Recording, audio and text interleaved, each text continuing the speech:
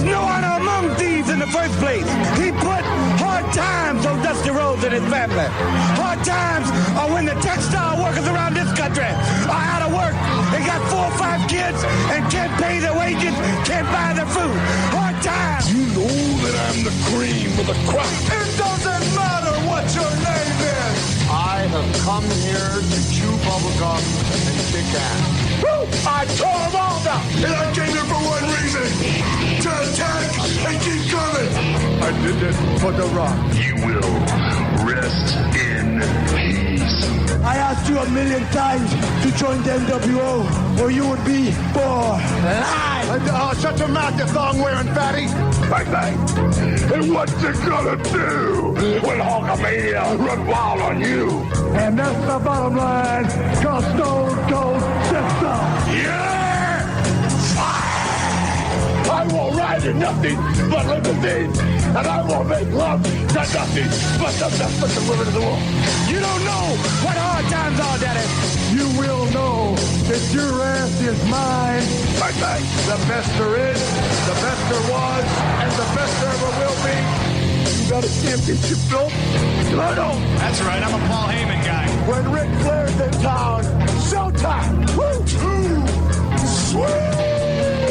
My belly's just a little big, my hand is just a little big, but brother, I am bad and they know I'm bad. Beat me if you can survive, if I let you. Orderly! It is Rolex time. For the Raven. You just made the list! Who you beat, brother? Did you dig that? Sucker! I am the game!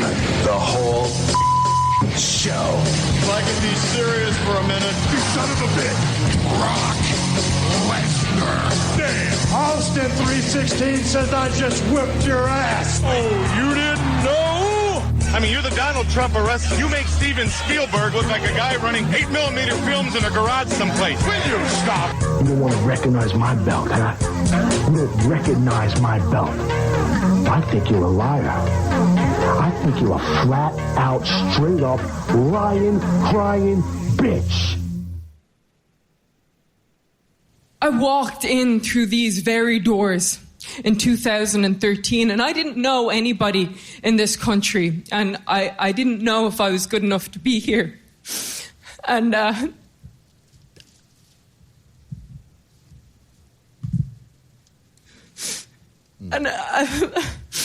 didn't know if anybody would care about a loudmouth Irish woman who loved puns and toast.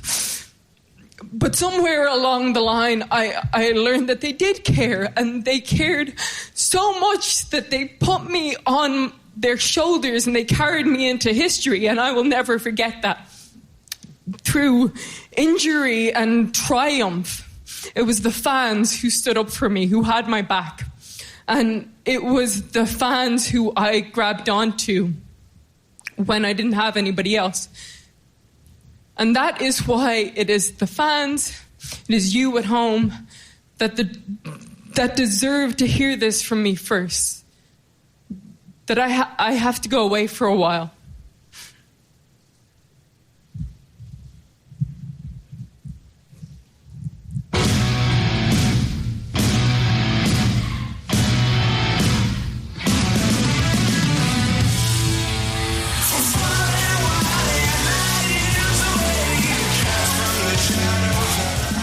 You have beaten me when nobody else could. You have been the best wrestler in the world for a long time, and this is why I am so glad that this is happening to you. Because the match last night, it wasn't what you thought it was. It wasn't for an opportunity to win the championship. It was for so much more. And I know you haven't been able to unlock this, because there's a combination.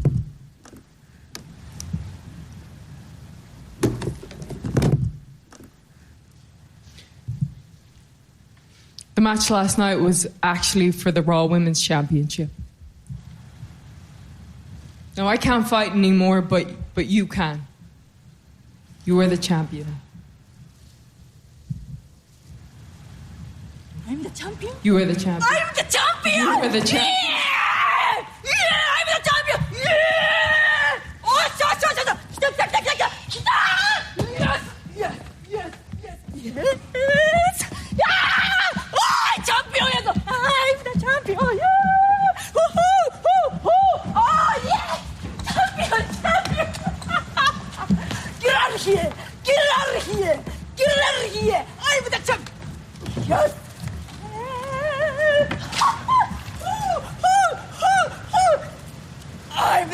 I'm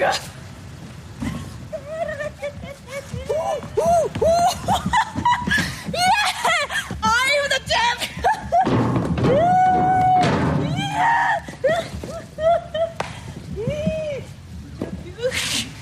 You are the champion. Now, and as happy as you are to be the champion, I might be a little bit happier. So you go and be a warrior, because I'm going to go be a mother.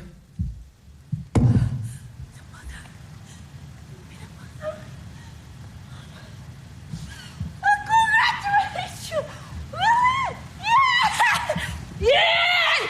Becky! Becky! Becky! I'm so happy for you! Becky! Becky! Becky! Yeah!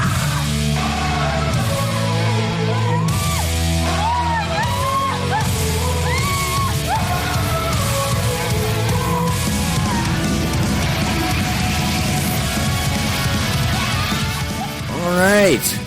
So there you go, everybody. We got that right there. Obviously, we got Becky Lynch as being a mom, and of course we wanted to go ahead and play that. I seem very loud for some reason. Let me turn this down a little bit here, and a little bit there, and a little bit there. All right, that should be a little better. No, it's still not. There we go. That's better. That's a little better. All right. Hey, what is going on, everybody? Wednesday night, Dirt Sheet Dudes. Hope y'all are doing well, and we will definitely get into that in just a minute here. But of course, let me say hello to the two guys that are with me every Wednesday night, and I appreciate it. Smark and Anthony, gentlemen, how are you tonight? Doing good, man. And I might I say, just before we, get into the plugs and all that kind of stuff, was that not the cutest shit ever? Yeah. I mean, I'll be honest, man. That was probably the most adorable segment ever in the history of Monday Night Raw, possibly in wrestling like ever. Oh wow, you're going way out there. Possibly wrestling ever. Jeez. Cute and cuddly. Let's see. Antok says, was that the first time you haven't opened up with a song recently? Yeah, probably in a good long time. Been a while since we haven't opened with a song. But, decided to open with that. It was a nice little moment, like Anthony just said. Smark, how's it going over there? Yes, it is going well. Jazz as ever, jazz as always. Yeah, I can see that. I could tell. It sounds like it. Very good. I don't know why my mic is so loud tonight, but I will see if I can figure that out while we're going along here. There we go. But good. Glad you guys are doing good. And yes, Becky Lynch, obviously, this is probably the second biggest news story of the week right here. We definitely have another one that came out over the weekend. But this here definitely is a pretty big story, obviously, with Becky Lynch. We don't usually get... usually they don't come out and make an announcement like that. Yeah. And it was almost like an acknowledgement that, wow, these people actually have lives outside of the ring. Yeah, they don't live and die by promos and titles and appearances. Like, people actually want to be like, have a normal life, kids, husband, wives, normal shit. Yeah, it's almost weird that, they kind of, but it's just, I don't know. It was very, very, very cool to see it be done. But like I said, usually we don't get those announcements like that. Usually they're, done behind the scenes, or the fucking dirt sheets end up getting them. But this one, right out in the open, and, she came off like, I'm like, man, did she hurt? Is she hurt bad? She can't wrestle anymore? Or I mean, she was crying, and I'm like... But it was like happy crying. And that was apparently they kind of kept the whole thing close to the vest. Obviously. So initially, which is good, because this is not the kind of thing that you want to see like Meltzer or fucking Mike Johnson, whoever reporting on. So It was nice to see that it came out. You got a lot of real life reactions on Monday night, put it like that. And like I said, like, this was far from like a good episode of Raw, but I'll remember it because of this particular segment. Yeah, definitely. And just based off of the, like I said, the genuine love and, respect being shown to Becky. I mean, that was cool to see, man. Just take the wrestling out of it, put the life into it, the real life aspect into it, man. That was a cool moment, man. Anybody that couldn't be happy for that woman in that moment, except you're just a piece of shit. You're just a soulless, heartless piece of shit. Yeah, and I think it was kind of cool how they did that, how they kind of let Becky go out there and be like, look, this wasn't just for an opportunity at the title. This was for the title. And I don't know if the reaction of Asuka was genuine, but it seemed like it was. Nah, fuck that, man. We ain't gonna shit on that, man. That was, like I said, man, that was the cutest shit ever, man. I'm sorry. That was the cutest shit ever. That was absolutely great.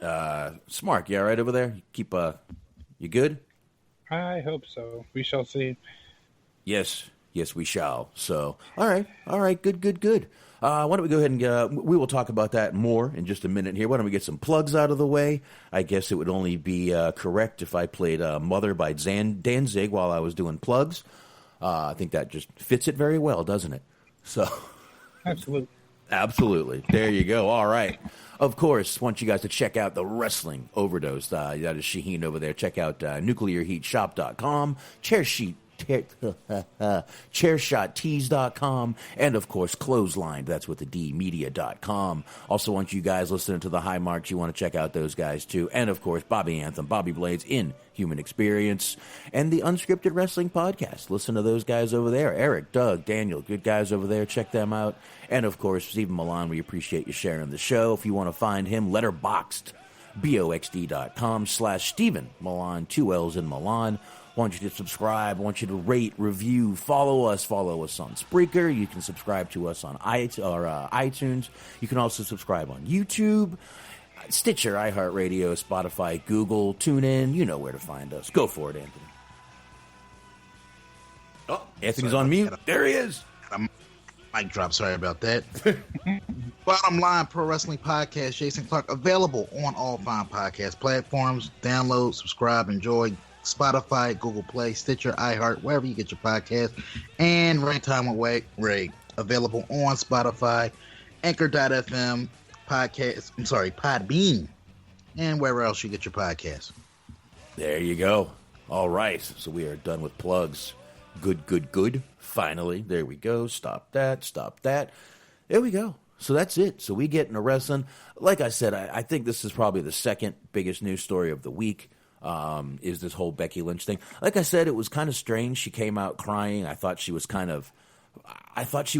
I think a lot of people did in the beginning there. And then she just completely flipped it at the end when she told, Asuka, you go be a warrior. I'm going to be a mother. It was like, holy shit. What did she say? But that was the rumor going around all day. She was going to announce she was pregnant. She was going to hand the title to Asuka. That got leaked somehow during the day. I don't know who leaked it, but obviously they've been very good about keeping spoilers to themselves lately. But this one got out very, very widely. Got out. I don't know if you guys noticed. No, I actually avoided the news. So when I watched Raw, I was like, I kind of figured it was going to be something along the lines of pregnancy. But as far as the title basically being handed over to Asuka, no, I didn't read any spoilers on that. Which is good because it made the moment all the more special for me as a viewer. Sometimes, sometimes it's good to just watch the show and actually be genuinely surprised. Yeah, it does help sometimes. It does. It does make it better.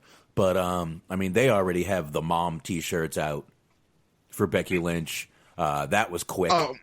Yeah. Not to put a damper on this shit, but this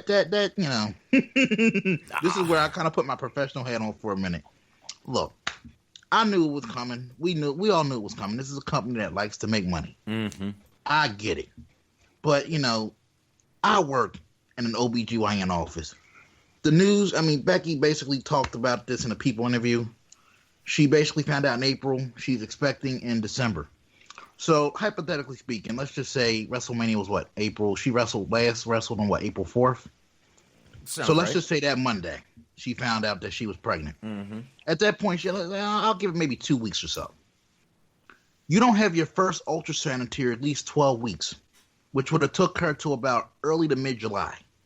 These motherfuckers couldn't wait till mid-fucking July to put some shit out because that first ultrasound is called a dating viability scan. So basically they want to see where you're at with the baby, make sure everything's good, make sure the pregnancy's viable.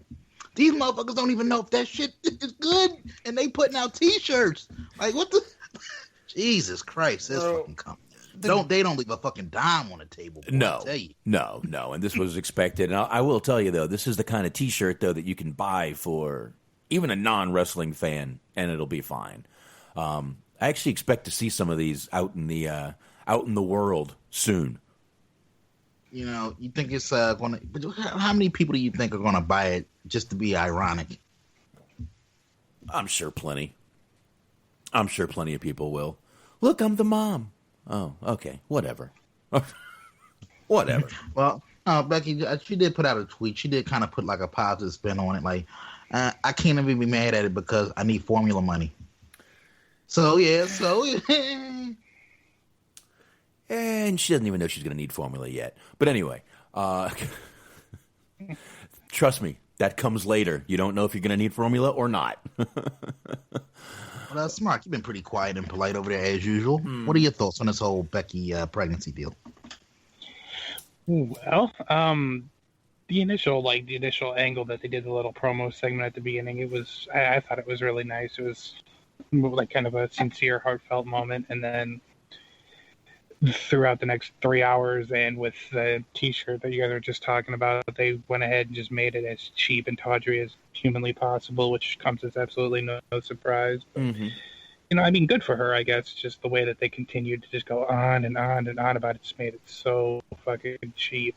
It's disappointing in that regard. Yeah, I mean, it did. Well, what I did like, though, is when Rollins... I mean, using it for heat, like, what's her name, when Shayna was kind of basically just cut a promo that was like, haha, you got knocked up, you dumb bitch. Like, I thought that was pretty great. Like, that worked. She's like, but how just, stupid. It seemed like the whole show, they just kept needling and needling. Yeah, Shayna said, how stupid can you be to get knocked up when you're champion? My God. I was like, shit. Yeah. And that part was great. If they had stopped it there, great heel line. Yeah. I feel like the shot at Natty was a little bit unnecessary. Yeah, well. That's where it kind of like goes into the cheap and tawdry, you know, as Mark was just saying, territory. Like that was like, that's like, I won't even say it wasn't even an offensive line per se. It was just overkill by that point. Because by that point, remember that by that point in the show, I felt like we had saw that segment, a recap of that segment about 87 times. Like, goddamn, like, you can be happy, but Jesus Christ. Yeah. Jesus Christ, that shit got to be paper thin, much as they played it.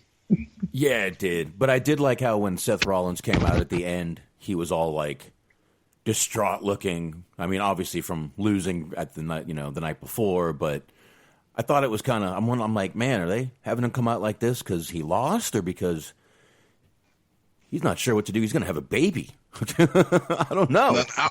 I wonder if that look was Seth being like distraught because his pullout game wasn't so strong in that moment. Well, he did the job. His sperm did the job. Well, they're kind of being weird about it because in the first Shayna promo, she asked, I think it was Charlie that was doing the interview, did she even know who the dad is? And she didn't say anything. Yeah. So, like, on screen, they're kind of just, like, trying to pretend like it's up for grabs. It could be anybody's. Yeah, anybody's. I guess, hey, maybe they'll turn that into an angle. I doubt that. I don't think so. I think she's going to go ahead and go now. Yeah.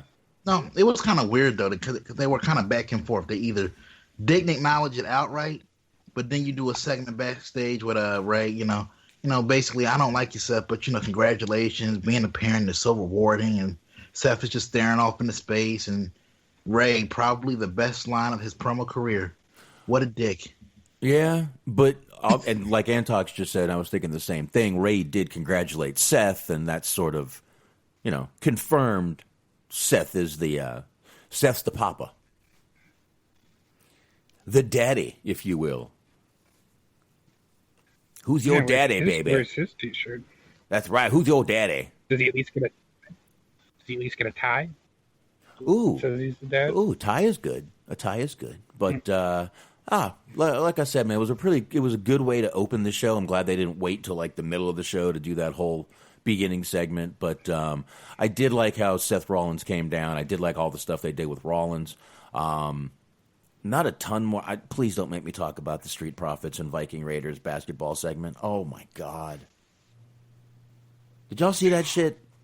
Yeah, I unfortunately watched the full 3 hours this week.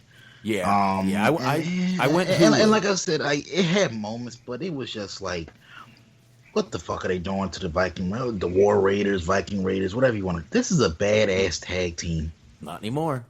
It really is, and just like as bad, it's almost like Wilder, Dash Dawson, and Scott Dawson and Dash Wilder. They really did dodge a bullet, because I feel like whatever comedy that was set for those guys is going to be recycled for the Viking Raiders. Like, because I mean, come on, man. Like, these are two teams that can get in the ring, kill it. All of that money spent on these writers. And this literally is the best that you could come up with. That was my main takeaway from it. Yeah. Yep, it is, man. It is. And you know what? Before we get... you know what? We'll talk about it after. I just want to talk about the internet losing their mind over Otis winning the Money in the Bank match. Because we did, obviously, if you want to hear that, we did a live reaction show. You can check that out on our feed over there. Spreaker, iTunes, you know where to go. Yeah, we'll get into that after this. But real yeah, quick, let me ask you guys something. That segment was awful, though. Let me kind of ask you guys something real quick. Mm-hmm. Coming off the heels of the whole Becky deal, obviously, publicly they're going to put out, very happy, and I don't doubt that they're genuinely happy. But do you think that going forward they're going to have they're going to institute some type of pregnancy clause into the contracts? Because obviously Becky's a different story. She put her time in, and she paid her due. So it wasn't like she's leaving them high and dry. But we got somebody like Maria who literally got signed, then got pregnant, literally wasting whatever investment they had planned for her. Got a old Mikey boy going to rehab, literally months after me. Do you think that this is going to cause them to rethink some things and rework some of these contracts so they don't get caught in a lurch? Because literally it was like a 1-2 punch. They literally lost Reigns and Becky within a span of a couple months. And I know it's all about the WWE brand, but those are two big names for them right now that they don't have access to. Yeah, but I mean, Reigns could come back. Becky can't for a long time. I mean, Becky's going to be gone at least a year. Minimum a year. And you know what? She may decide she likes being a mom, full-time mom. She's worked long enough. She's probably got enough money. Seth's going to be out making money. So I would think that, if she likes motherhood, she might just stay there and want to be a stay-at-home mom. She's probably got the means to be able to do it. So we don't know, but Reigns is coming back. As far as I'm concerned, he will. I'm just saying, like, for the time being. No. But yeah, I get it. I don't think they will. That's something that if it got out would be sort of frowned upon, I believe, by just to steal a smarkism, optics. I think the optics of having a clause like that would look really bad on a publicly traded company. Number one. Number two, it's like, some people may take offense to that, just reading it and be like, oh, so if I get pregnant, I don't get paid anymore? What? You're just going to fire me basically? What? So I'm just saying, I would, if WWE wasn't publicly traded right now, I wouldn't put it past Vince to slide a couple bucks for them to, make some things disappear. I'm just saying. Wow. Oh, you're talking the A word. I'm just saying, dude. Like, this is a man that came up in the 70s, 80s, that literally did anything to keep that company going. I'm just saying, I wouldn't put it past the man. I did think it was a little bit weird that they had Oscar spit the green mist at her stomach. I don't know what that was about. Since we're going down that route anyway. I thought it was a poor choice to make that joke, but then Anthony mentioned the A word, so I'm like, all right, fine, let's go. I could just hear Becky telling Vince, and he goes, "Gonna get rid of it, pal." All right. What are we doing here? No. Vince ain't stupid. He wouldn't explicitly say that, Yeah. Yes. Hypothetically speaking, what if you took a little drive? How about we take a little drive somewhere, talk, maybe get some Starbucks, Oh, Starbucks. Oh. As soon as you hear Starbucks, it's like, oh. And she was probably told to stop drinking Get the coat caffeine. hanger, pal. Yeah, I'm pretty sure she was already told to stop drinking caffeine. So, but wow, I don't even know where to go from there. Anything else on Raw that we need to get into? I mean, let's see. We had Bobby Lashley. I don't care. All right, you know what we can bring up once again? I know we brought this up last week, and even I think the week before. Tozawa, man. Mm-hmm. What? How? Why? They're just feeding him to people now. Just, oh, hey, come, hey, look, you're doing great on NXT. We appreciate it. Quit, hey, fist bump. Anyway, go out there and get squashed in about 2 minutes. How's that sound? Good? Okay. Well, okay. We'll see you in a couple minutes. High five. Yay. Okay. But then they have him at 2-0 on NXT. Talk about nonsensical shit. Wouldn't you want to keep this guy a little hype for that? Yeah. That's exactly why I didn't want to go into a little detailed review on NXT last week, because of this shit right here. Exactly. I mean, like I said, I get it. The guy's talented, but sometimes maybe he's too talented to his detriment. You know what I mean? They say like the worst thing you could be is a good mechanic, a good hand. Because what happens is you kind of get pigeonholed in that role. Whenever they need somebody to look good, they'll just put you in that spot, but never. You'll basically always be a bridesmaid, but never a bride type of situation. Yeah, but the booking on NXT, and then the problem is, I mean, they know a lot of people that watch Raw, NXT, SmackDown, all that shit. So why do this to the guy? It's like, and then he wins on NXT, and you're like, nah, he's really just a jobber on Raw. Who cares? And it's kind of productive, because let's be honest. If you watch NXT, you're watching Raw. If you watch Raw, it's not a guarantee that you necessarily go out of your way to watch NXT. Mm-hmm. And if you see that, so who's on NXT? Oh, guys like Tozawa. You mean a guy that just lost in 2 minutes? Yeah, I'm cool. I'll pass on that. Yeah, no, I'm just saying that's the kind of message that it sends to people, like that NXT isn't destination programming. Right. So if you're trying to get those ratings up, it's kind of counterproductive to take key players on that show and make them less than on your main show, where the most people are going to see them week to week. Yeah, it's just confusing. It's just very confusing. I mean, it's just, I don't get it. Smart, do you get it? Not at all. I mean, like, we're basically, cutting the nose to spite the face on that terms.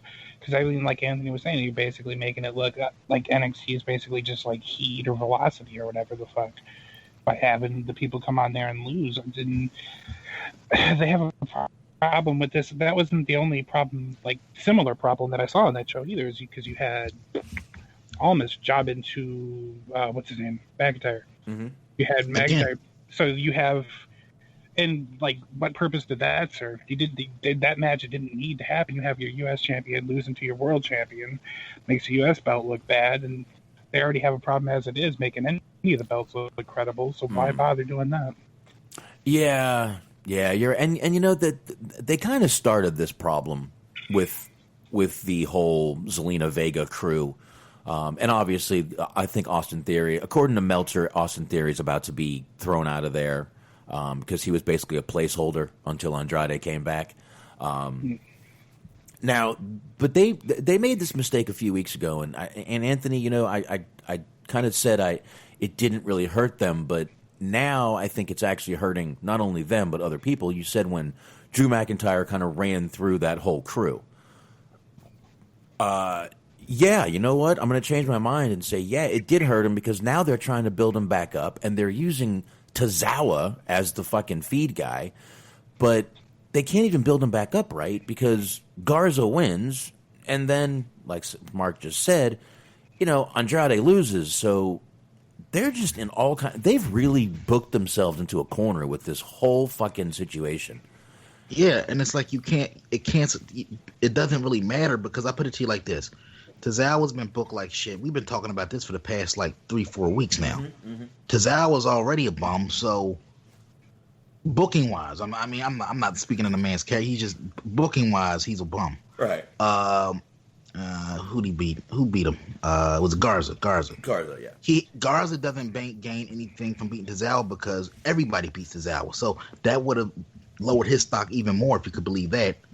But once again, with Garza, doesn't really mean anything for him because here's a guy who's been losing at every opportunity to the top guy in the company. So literally, you can't go anywhere but down after that. Here was a guy who has some momentum about him. You put him in a faction. Oh, the faction has some potential. You had McIntyre run through him on night one. And you immediately kind of established that they're at a certain level. Yeah. From that point. And like we've seen it week in and week. He's literally single-handedly wiped these dudes out by himself week after week after week with no sort of comeuppance from the heel side of things. So, and as good as Zelina Vega is, if your guys continually lose, I don't care how good of a mic worker you are, people see. Anybody with two functioning eyeballs can see that these guys have been defined down at a certain level. So there's no amount of heat that she can get back for them on a mic. I'm sorry. That's just my opinion. No, I think you're right. Smark, you were going to say? And I was going to say, like, prior to that point, they were all legitimate. I mean, maybe aside from Theory, they were all portrayed as legitimate threats. Because they had that feud with Ray and they had the feud with Alberto, and they were made out to be credible competitors. And then I guess, I don't know if it's just a matter of them being too similar to, Rollins' group or whatever, but just all of a sudden if it's punishment for Andrade fucking up, but suddenly next thing you know, because that's kind of what I think it is. So you got the wellness strike, and then I guess he got injured, so that's 2 strikes in a row. I think he's going to be paying for that for a little while, which, I mean, they got to be careful with this shit because they're going to end up spiting themselves if he ends up leaving. Yeah. Yeah. I think he was already saying that he was like, take it with a grain of salt, but I think it was him that there were some reports that he was kind of like trying to sway his friends from coming over. People that they have eyes on. It's like, it's really not so great around here. And I don't know. I mean, it's going to cost them after a while. They can only afford to, lose or make angry so many talents before next thing you know, you do have yourself a bit of a mini WCW going on. Exactly. Honestly, it's not even that. Like guys like I'm not saying all of them, but you look at a guy like Rusev. He's putting out videos about he's looking at a career move, a career change. It's no guarantee that these guys, which I'll be honest, that would be horrible. If you dedicated X amount of years of your life to this wrestling shit, and then you just WWE so soured your experience and feelings on wrestling that you decided to make a totally different career move, either after you got fired or you got released or you requested your release. That's fucking that's gross to me. It's kind of, it takes me all the way back to that Punk interview. Grew up a lifelong wrestling fan. Was his dream to make it to WWE, and then by the time it was all said and done, he walked away hating something that he loved. Yeah, I would. I mean, he probably would have taken a telemarketing job at that point. But listen, there's a lot of guys out. Listen, Scotty Too Hottie is I believe he's in the EMS, Fireman. Right? Fireman, thank you. Fireman. Rico is a friggin' cop. A lot of guys go, what's his name? One of the guys is a teacher, Muhammad Hassan. Yeah, no. I think he's a principal, actually. Principal, that's right. We talked about that a couple of months ago. That's right. He's principal now. A lot of these guys do get out and just say, you know what? Fuck it. I don't need to do this. I don't need to do this to my body anymore. Screw it. So, and let's face it, Muhammad Hassan got a pretty raw deal in WWE, especially. But that's neither here nor there. But a lot of people do, man. They just get out and they go into completely different things. I mean, shit, look at fucking Kane. I know he was getting old, but Mayor Kane. Yeah. Mm-hmm. There you go. Yeah. There you go. And plus, look at it. Considering what they're working on right now, like, you would think that they would be kind of like smartened up. They released a bunch of people. People are choosing not to work right now. You figure they'd be a little more judicious with who they treat well and who they don't, because as we've seen, they're working with a skeleton crew right now. So can you really afford to job out key players that can actually do something for you right now? No. Look at Sean Sangervasi. Tito Santana's still a teacher. Chuck Palumbo. That's right. He's making cars. He had a series on YouTube for a while, or on TV for a while, about him making motorcycles and shit. Tito Santana. I think he owns a hair salon too, a hairdresser, something like that. And Gabe Tuft, formerly Tyler Rex. I was talking about him a few weeks ago. That guy is another guy. He races and builds motorcycles, racing motorcycles, like those racing crotch rockets. You've seen those, right? Mm-hmm. Yeah, that's what he does. He does that shit, and he owns a fitness company, Body Spartan. Yeah. So, but he's not. He hasn't wrestled in years. Guys are getting smarter with their money. Guys are not, they're not like living fast and loose. Wasting money on booze, broads, and just being smarter. Yeah, they are. They're all being a little smarter. I guess to talk about the opposite of smart, they brought the Iconics back this week. I don't know why. What did y'all think of the Iconics match? One of them always have like a really chubby looking face. Not body, just face. Like her face, it just looks very round. Billy Kay. Yes. Okay. All right, so that's always been the case. Yeah. Billy Kay. Yeah. So it was Peyton. Was it Peyton Royce, the one that Meltzer called all the shit for? Yes, she's also the one that is married to Ty Dillinger. Yeah. Yep. Yeah. Fuck that guy. Just still a lucky guy, but I mean, I guess they said they were gone for like 7 or 8 months. I didn't notice. I didn't care. But I guess they had to bring them back because they have these women's titles, tag team titles, which have already become fucking worthless. Because literally, there's nobody to feud for them. I mean, Asuka's the women's champ now. Kairi Sane more than likely is on her way out the door. So that's another tag team lost. Becky and Sasha and Bayley are looking like they're on their way to a split. So it's like, who do you have to even feud for these tag belts? Yeah. So literally, we're in for like 6 months of the Iconics and Bliss and Nikki Cross trading these belts back and forth. I mean, because unless you guys can think of some other teams, I can't really. And I'm sorry, Antok. Sean Spears, not Ty Dillinger. Excuse me. Oh my God. Anyway, no, I really can't think of any other teams. You're right. I guess they really didn't have anyone else to bring back. You're right. I mean, who, especially with the kind of the roster they're using right now is limited for right now. Yeah, you really don't have anybody. You're right. So I guess you bring back the Iconics. Yay. I guess while we're talking about just random things on Raw that just kind of like popped in my mind. This popped in my mind. What do you guys think about the potential of MVP starting up his own little stable? Because he kind of gave a pep talk to Bobby backstage, and he had Bobby kind of like thinking like a little bit, and the fucking run-in with Lana was, I don't know, that was one of the most bizarre interactions ever. Yeah, that was just like, what the fuck was that about? Yeah, it was pretty awkward. MVP starting a stable, I'm for it. MVP keep wrestling in the ring, I'm against it. So there you go. 1 for, 1 against. Start a stable, great. Keep talking. I actually like MVP. He's great. I think he's pretty good on the mic. He's not great. He's not excellent. He's good though. As far as actually keep getting him in the ring. I mean, luckily he's in there with R-Truth, which R-Truth can be entertaining no matter what. But I don't need to see MVP in a ring anymore. I just don't. Unless he's You're talking. pretty emphatic about that. Yeah. I just don't need to see MVP and his skin tight fucking clothes out there wrestling as an old dude. I just don't. I'm sorry. I apologize. Mark, any thoughts on that? Even if you want to bury MVP along the way, that's great. I said I said he was a great talker. Good. I said he was good, not great. All right. I'm sorry. Go ahead. He's perfectly acceptable. No, right.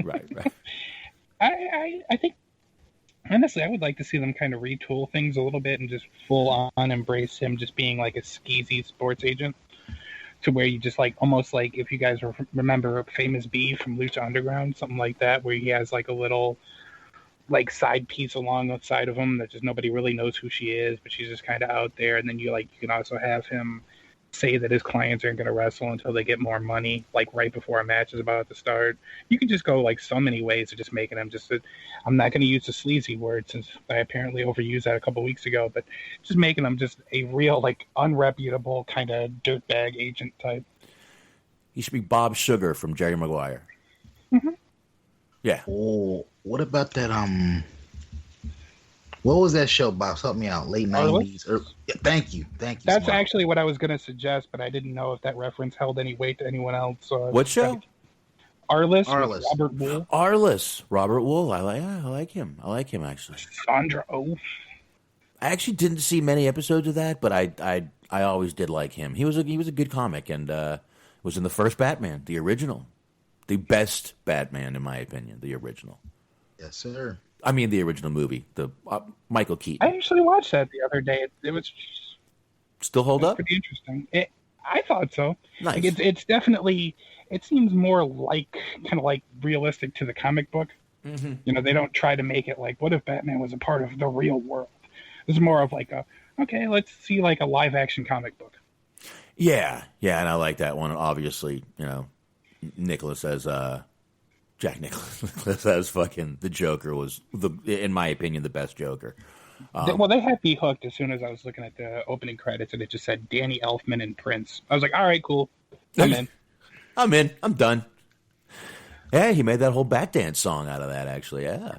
Mm-hmm. Yes, he did. Couple of good music videos out there for people to check out if they want a good laugh. There you go. Yeah. There you go. But so I guess two more things from Raw, all right, and we can just kind of wrap it up.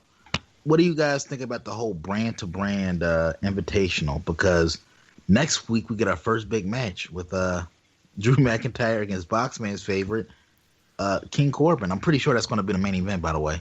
This is like a future world title program. You know it is. This sounds very, very bad. I don't care. Take that out of it. What do you think about, like, basically it's like they're basically killing off the brand split again. After about what? They made it about 6 months this time? 6-7 months? Yeah, and I'm going to give them a little bit of a pass because they are working with kind of a limited amount of people, and they got to do something to shake it up. I mean, how many times can you put the same people and the same shows against the same people?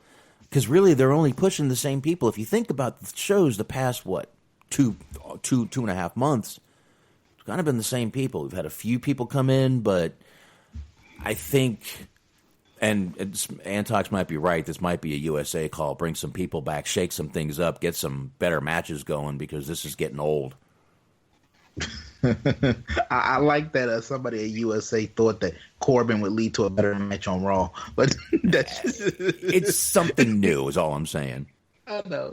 Obviously, I could give a shit, but so there you go. That's my opinion. Is I'm not going to shit on him for it. I'm not going to be like, yeah, he said this wasn't going to happen. We're in COVID times, sir. We're in COVID days. It's fair. Well, I mean, come on. Well, I mean, I was just about to say, if you want to talk about a big shot in the arm for ratings, we have to mention the fact that old Ginger Mahal is back. And I did just accidentally call him Ginger Mahal, but I'm going to leave it because Jesus. I don't give a fuck. Speaking of shot in the arm, talk about a fucking ratings vaccine. Oh, my God. Oh. I was at the point where I was watching it last night, and I was literally just about to be like, all right, we're going to have to try this again tomorrow. Because it was just so grueling. Because I think he came on like right after that basketball segment, and I was like, oh, for fuck's sake, this literally can't get any worse. Yeah, it could. It did. But and Boxman, you just yawned. That was my reaction to the closing segment in a lot of ways with Orton and Edgelow. As an interview segment, I liked it.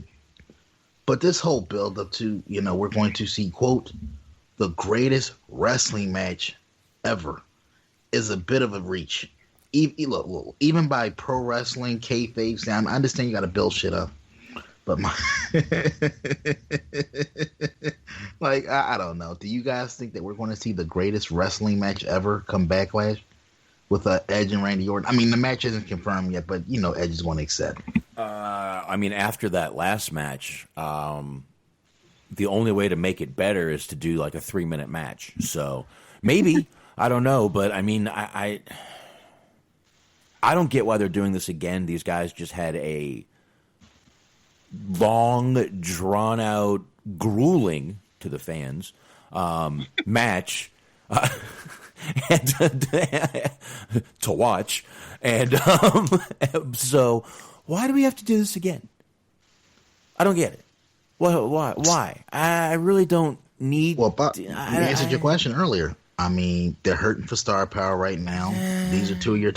I mean, literally, I guess by default, this is probably between both brands. This is probably one of the biggest matches they can produce right now between both shows, considering what they have to work with. Oh, that's sad. I'm sorry, but I mean, that's like, and I think it's for. I mean, I might be reading a little bit too much into it, but as much as everybody likes to claim that they don't pay attention to what the internet says and what the smarks say and so on and so forth, like, you know that the reception of that match had to get back to them.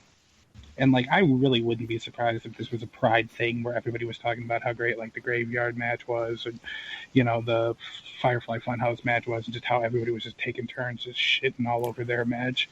And as hard as they worked to build it, I feel like that probably wasn't very satisfying for them to be a part of. No. So it might just be a chance to make good. Yeah, but, you know, no one was bitching about the match itself. They were bitching about how long it went. And Edge even got, I know it got back to Edge because he got all,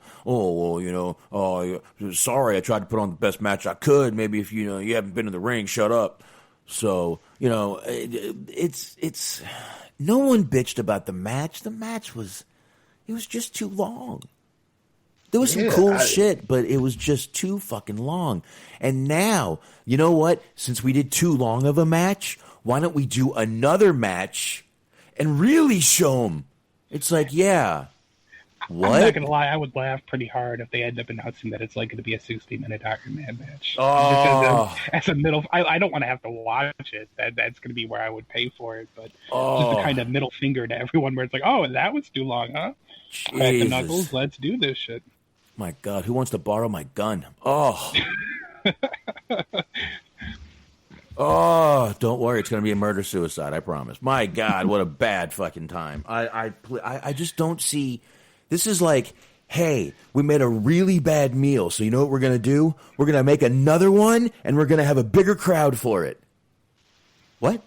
Okay. Okay. And look, let us not forget considering what we're talking about now with these two, let us not let the irony not be lost on anyone that this match is happening on a Backlash pay-per-view. A pay-per-view called Backlash, which is going to be their backlash towards the fans if this does turn out being longer than their last match. And I look at it like this. These are two competent wrestlers, Orton, might be the greatest, according to many professionals, might be the greatest natural performer of them all. And Edge is Edge. They're capable wrestlers. No, I'm just saying. I didn't mean it as a dig. I'm just saying they're two guys that can get in the ring and they're competent. They can get the job done. Our main criticism of that last match was it was just too fucking long. You get these guys about 15, 20 minutes max. They can give you a good match. It don't need to be. Everybody can't get in there for 45, 50 minutes and give you those type of classics. These two don't got it like that. We don't need to see Edge and Orton for like 45 minutes. 15, 20 minutes tops. Get in, get the fuck out. Well, and plus the match itself, with it being like, falls count anywhere or whatever it was, no disqualification, them brawling primarily outside of the ring. That kind of thing has a shelf life on it. Like, you can't do like a 40-minute hardcore match. It just doesn't work. No, that match it did, and it went too long. And I hate to tell Edge, but we are as fans, we're allowed to our opinion on that. And maybe it pissed him off because that was the only complaint, and that was a lot of complaining. I mean, we were saying it during the match, we were doing it live, And we were like, yeah. So Edge can shut the fuck up on that shit. Yeah. We watched that shit live. And we were like, this is, I mean, literally at one point where we said, if you remember, I said, do you guys realize we said this match was going way too long 20 minutes ago? It was actually pretty fun to just watch, like, everyone sort of just got off at different points. Yeah. Like, the patience for everybody was just a little bit different. Like, I feel like Shaheen started it first, and then it was just like, the more I started listening, I was like, yeah, this guy's got a point. Like, he's right. This shit has been way too long up, and we still got 15 more minutes. Yeah. Like, you know what made the whole thing worse for me? This was a pre-tape match. Nobody, it didn't. All of these guys, all of that experience, nobody looked at this raw footage and said, "Yeah, maybe we need to chop off about a good 10 to 12 minutes, and we'll have a good match." That match, it was like, I think somebody timed it was like 36, 37, 32 fucking long. Yeah, man, it was way too long. Like I said, I know at one point I know I said those words. This has been way too long. We said that 20 minutes ago. Absolutely. So I'm sorry. It just went too long. I hate to burst Edge's bubble, but once again, we pay for this shit. We should be allowed to an opinion. Fucking prick. Yeah. Box, I'm not sure if you ever pulled up. I guess while we're on Raw real quick, Vince's weird rule with the tag teams. You have that. Hold on. Either I have it or it's right. Here, backstage news on the little-known Vince McMahon rule. Yeah, on that, we didn't talk about it, but the Rey Mysterio and Aleister Black defeated Rollins and Murphy, via disqualification. Alvarez said on the Wrestling Observer that there's a little-known rule where the illegal man in a tag team match can attack the other team's legal man. The one exception is to break up the pin. Also, when there is a legal tag, both the person that was tagged in and the wrestler going to the apron can beat on the opposing team's competitor for 5 seconds. I think that one we all knew because we all hear him counting. However, if you're the legal man, you are allowed to hit the other team's illegal man, even though the illegal man can't touch the competitor who is legal. Also, both illegal men can fight with each other. What? Who? What? And then in Canada, the whole thing's flip-flopped. Exactly. If you're in Canada, it's backwards. And you have to say sorry 5 times. Sorry. But anyway, yeah, that is very confusing, in my opinion. Number one. Number two, how does Brian Alvarez know all that? Because, okay, here's the real on that. How can we prove that he's lying? Like, we can't prove that he's telling the truth, but we also can't prove that that's total bullshit. So he's just like, yeah, who's going to call me on this? Like, I would like to see just Vince just, like, go on Twitter. He's got a Twitter, or just make a YouTube video where he's like, you know what, that's a bunch of bullshit, and here's why. Like, look, I got some time on my hands, pal. I'm just going to ruin your reputation. Yeah. That was definitely interesting. Go ahead, Anthony. I'm sorry. Oh no, it was just confusing as hell. Confusing as hell. The match was decent given the talent involved. My main takeaway from it was 2 things. The finish confused the hell out of me, but I did like the little attack from Rollins on Mysterio with the eye. Yes, that was I did want to make mention of that, real, because that was like a highlight of Raw for me. That was some old school NWA style violence with the eye. That was cool as shit. I figured that would have been one of your highlights too, Box. I forgot about it. But yeah, that was pretty good. Cool. But what I will say, and if we are still just kind of stay on the track of talking about Alvarez, he sent out a tweet that did make me laugh, because I saw the segment and I thought it was cool, and it just looked visually nice. And the extra touch of having him remove his mask and him being in the trainer's room with the mask off and actually showing it on camera, that was cool. But the whole thing, like the tweet that Alvarez put out was, he was fine after being thrown off a roof, but he's now in critical condition because someone fucked with his eye. essentially. And this is like, yeah, you got a point. Like, it looked good, but that is kind of silly if you follow that logic that he could survive being flung off a building. But all right, yeah, and both him and Aleister Black were obviously just fine. They can survive a nice fall off a building. Cheers, gentlemen. Just what I need. Cheers. Shot. And once again, you're talking about irony. I mean, at this point, I don't know if you guys kind of picked up on this. Does it feel like WWE, whether directly or indirectly, is trolling the fuck out of the dark side of the ring crew? Because it just seems like every time an episode airs, or just before another episode airs, that it's covering some kind of controversial type shit, they'll kind of parody it on Raw, or a pay-per-view or whatever. Because I find it too coincidental that a week or so after the Benoit episode aired, they do a spot with Orton and Edge in the gym, getting choked with the the equipment, and then a couple weeks before the Owen episode is about to air, you got people getting flung off roofs and shit. I don't know. I mean, like I said, I would like to think that wasn't the intent, but it's been too coincidental with some things that I watched on Dark Side, and then I'll see some semblance of that played up on WWE television.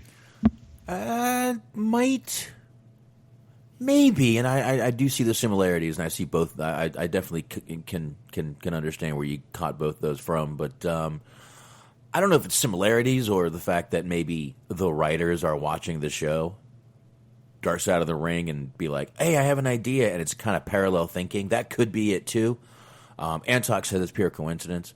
I don't know, but you see, I didn't go right to the Benoit thing, and when Edge and Randy did that spot in the gym, a lot of people did. I didn't.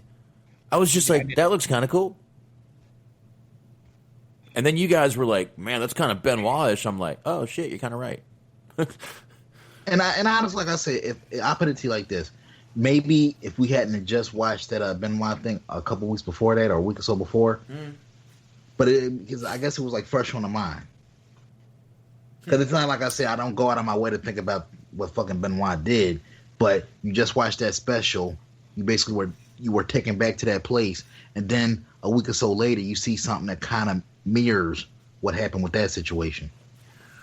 Okay, I see the chat room here. Give me a sec. We've got time. Well, let me pull this While up. you're talking about that, I was going to, not to completely, it's kind of in relation to this point. From what I was seeing, and I don't know the exact specificities of it exactly, but in relation to whether or not they're mirroring the Dark Side of the Ring a little bit, if you guys are familiar with GCW a little bit, apparently Effie got into a little bit of shit because he was saying that he started noticing that they were pushing Tamina more after the Snuka episode happened. And then a bunch of people that have Twitter and time on their hands were basically just like bitching at him that was not fair and not nice to say, but kind of had a point. Yeah, I mean that's another good example. I mean, it would suck if that's what it took for her to get an opportunity, but they ignored her all of this time, literally all of this time, and literally out of the blue, the Snuka thing airs. His name is basically put into the spotlight again, and next thing you know, she's on a pay-per-view for a title. Mm-hmm. Yeah, all right. I'm looking this up here. Apparently, some people have a little issue with the name of CZW's next show, but it's not a guy show. Well, it's CZW Girls. I know this is going. I've heard. I remember when they first announced this name. So go ahead, Bucks. Double D Destruction, and is this happening soon, or because I mean the only thing I can find on this is from back in 2019. Is this old news? No, that's when the deal. They had made some type of deal with the pay-per-view companies to air essentially pre-packaged best of CZW type shows, where you'll get like best of the death matches or best of Moxley or best of the women. That type it's basically like those it's like a cheap pay-per-view for like $15-$20. We can get like a pre-packaged, pre-tape segment of best ofs from CZW. All right, there you go. Okay, so yeah, I mean, come on, Jesus Christ! I'm too Who's tired. offended? I'm just too tired. I'm just too tired to deal with it. I shouldn't Are even. you? What do you like? Is anybody on this show offended? No, I just shouldn't even have gone off the rails. I shouldn't even have done it. I just shouldn't. I'm stifling my laughter. If that tells you how I feel about it, it's like it's so stupid. Like it's stupid to get upset about it. It's also stupid to call it's like an all-female show to call it that. It does kind of lack any self-awareness, but it's fucking funny. Yeah, to me, I mean, look, because I don't have to deal with any of the bullshit. Yeah, look, the name is stupid. I'm not gonna lie, but that doesn't offend me. And besides, like I see some double D destruction myself. I think it's a little bit hypocritical that there's more people complaining about this than there are people actually watching that show. So, Exactly. I mean, they have 7 fans and they have 18 people online complaining about it.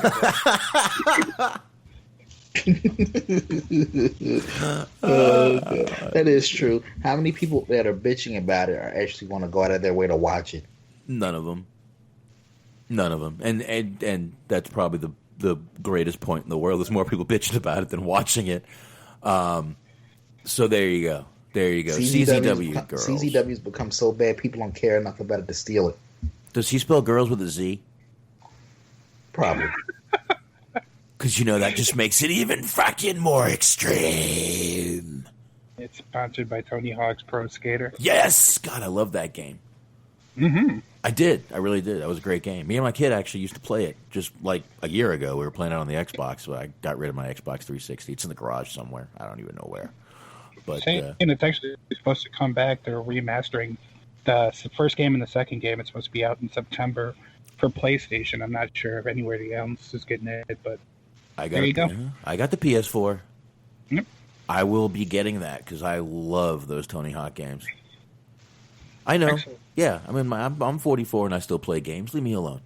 I ain't judging. I'm saving up for the PS5. I've been out of the gaming community for a long time, but it's time I reintroduce myself, and I am looking forward to that PS5. Yeah, and I'll tell you, we talked a little bit about the video game that WWE's got coming out. That what was it? Battle something? Yeah, Battle Antox. Help us out. I guess this is their make good because they're canceling 2K21, right? Yeah, which is good because I gotta tell you, those 2K games were getting worse and worse. The last one, they had you couldn't even play it until you downloaded the bug fix and shit like that. There you go, Sean. Antox says yes, people do still judge me when I tell them I still play video games. Yeah, and I agree. Fuck them. And there you go. Sean Sangervasi, 42, still playing PS4. That's what I'm talking about. I don't care. And honestly, I don't care. Since we're talking about video games real quick, can we give a shout out to Area 51? Anybody remember that game from back in the day? Oh, I thought we were going to... Are we going to storm that again? Yeah, let's do it. I mean, it's COVID season. It's time to do it. That's a great time. They're going to be all, whoa, wait, whoa. Okay. That game was fucking awesome. That, T2... the Terminator one. Now, is the Area 51, is that like you have like the light guns? Yeah. The guns and it's like alien. You're shooting aliens and shit. I don't remember that one. You know what? I've played that at the like arcade, like Dave and Buster's and shit. But that's what I'm talking about. Yeah. I played that there, but I had Nintendo back in the day. That was my first. Actually, yeah, Nintendo. The original Nintendo. You had Nintendo. We had the light gun and we had Duck like Hunt? a little pad that you put down on the floor and you could run on it. It's supposed to make your character go fast for certain games. Oh yeah, remember when those games didn't work? And Box, you're a gun guy, so I know you played I forgot the exact name of it, but remember on the Nintendo you had the duck game? Duck Hunt. Duck Hunt. Yeah. Love that game, and I did. I always did like that. All the gun games they had, but Duck Hunt was fun. I beat that game so fast. Contra. What is that? Up, down, down, left, right, A, B, start. Mm-hmm. Yes, Turtles in Time. Oh my God! Did I really just get that? And I believe the code to Mike Tyson is 007-373-5963. Oh, don't even bring that name up, man. The Mike Tyson video game fucking was the bane of my existence as a kid. Punch-Out? Trying to beat that shit was fucking insane. Christopher Kane goes all the way back to the Atari. I do go back to the original Atari, but that was like the family game. My first in-my-room game was the Nintendo. Up, down, left, right. BA. I said AB start. BA start. There we go. All right. I was close. But yeah, man. Damn, I've played video games forever. I've loved them. When I was, quick story, since we're kind of, honestly, we for as much news as we have, we don't have a ton left. When I was about, I'd say 7 or 8 years old, my aunt worked at a arcade. You know, back in the day, they had arcade. They're still around. They're still around, few and far between. But she worked at an arcade, and I would come home from school, and my parents still worked, and she would come pick me up from the bus stop, and I would go to the arcade. She would hand me about $3 or $4 in tokens, and I would play games for 2, 3, 4 hours till she got off work and took me home.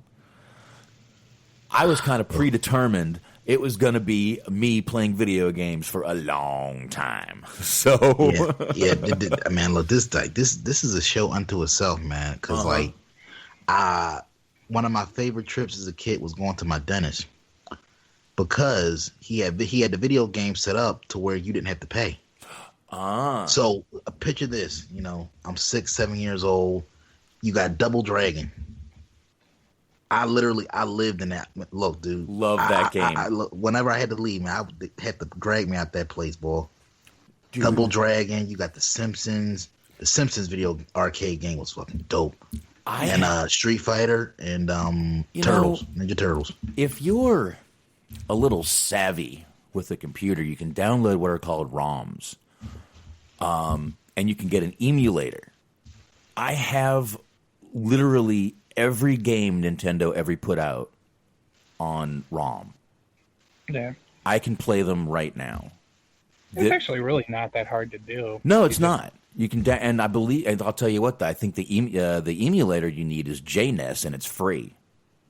And there's a couple of different ones, but that's one of them for sure. Yeah, that's probably the easiest one to download, and I know that one doesn't have any bugs or viruses in it, so that's why I'm recommending it. I've had it for years, but literally, you can just go download the ROMs, and you can just get it for any, platform out there.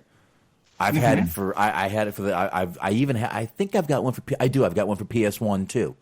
But I've got every game Nintendo ever put out, and I love it. And Double Dragon, Anthony, was definitely one of my favorites. I'm being into martial arts and all that shit, even as a kid. So yeah, that game, Zaxxon. I don't know if you remember that one. Joust. Who remembers Joust? Mm-hmm. Okay. Loved Joust. Oh my God, how much money did I spend playing Joust and Double Dragon and Galaga? King Galaga, that's a good one. Yeah. And what about the classic? It's still going to this very day. Mortal Kombat. Even though I'm partial to the original ones, man. But if you haven't noticed, I've been watching that on Netflix, Anthony. Yeah. I'm sure you've seen it pop up and then continue watching every now and then. Yeah. I've been watching that. Have either one of you played the updated Mortal Kombat games? I think they're up to like 11 or 12. 11, and actually I think Christopher Kane was playing it just a few minutes ago. That's kind of what brought up this whole little thing, but I think you can download it for PS4. I'm gonna see over the weekend. I get paid Friday, so I'm still working on my car. So, damn, even Shaheen is jumping it. Flintstones for Sega was underrated. I don't remember the Flintstones game, but I did have a Sega for a while. See, that was funny because that was always the trick with the older games. Like Shane's talking about the Flintstones, I'm not familiar with that one, but like a lot of the ones that were based on like kids cartoons or kids movies. Like, I don't know if it was just as a way to, like, keep the parents happy, but they always made those games hard as fuck. Like, even for adults. Like, even when the adults would play, like, I'd have a hard time, and I'd get, like, an adult to play it for me. Like, Aladdin was really hard. And it was just, like, they made those games as hard as humanly possible to try to maximize the amount of time that you could spend playing with them and, like, keeping you out of your parents' hair and shit. Oh, wow. Oh, and if you guys want to fucking Twister, if you guys want to like a mind fuck, you're talking about Mortal Kombat, right? Mm-hmm. does anybody remember? Picture this: the mid 1990s, WWF had put out 2 games that were basically set up in the vein of Mortal Kombat. You had a WrestleMania the arcade game, and you had In Your House. Mm-hmm. They basically were set up in the. I don't know if you remember those bots, but they were kind of set up to where they would do like goofy shit they would have different set designs. You wouldn't just fight in a ring per se, or you'd have fucking Doink the Clown. Like he'll be like his big move was like a zapper, right?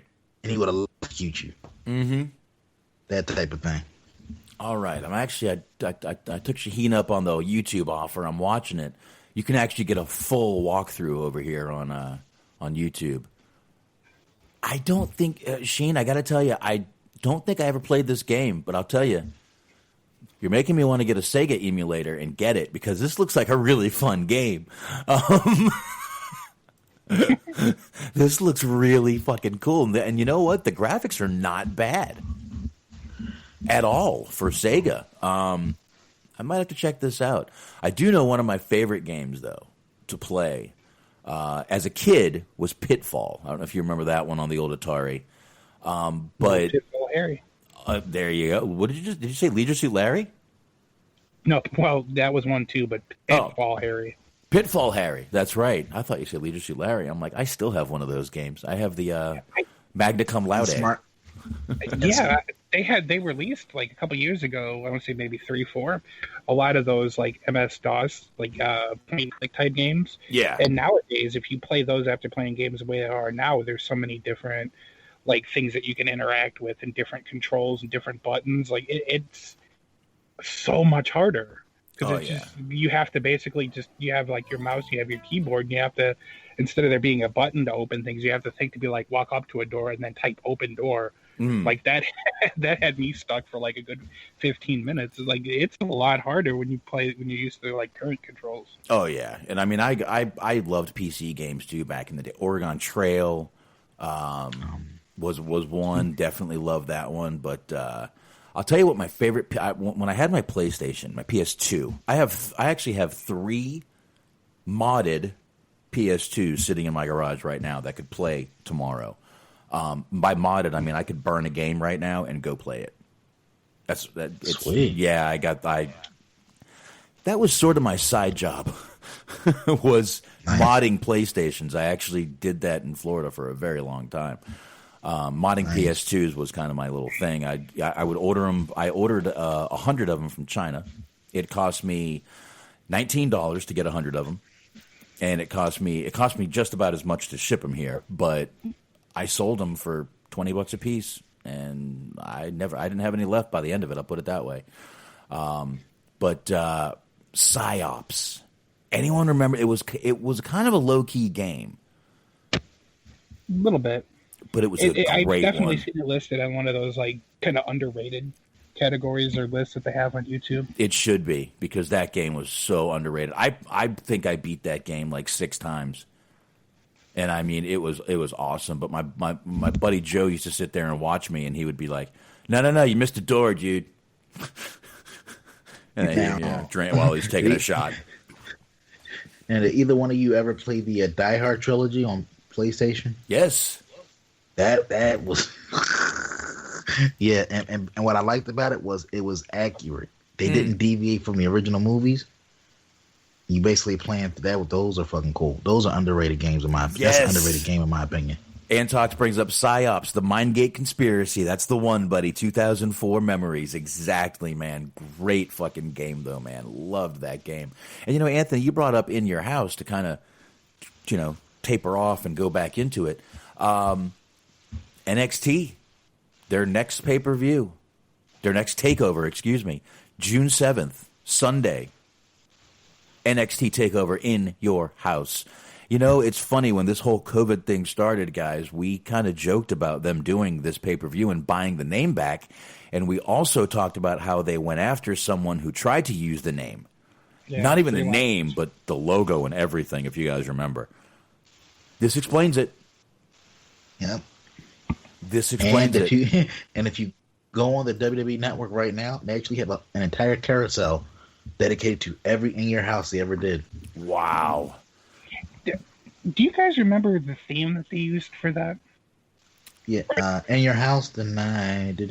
I had never, like, I had to have heard it at one point, but I was watching an old In Your House a couple weeks ago, actually, when they were giving away the free network.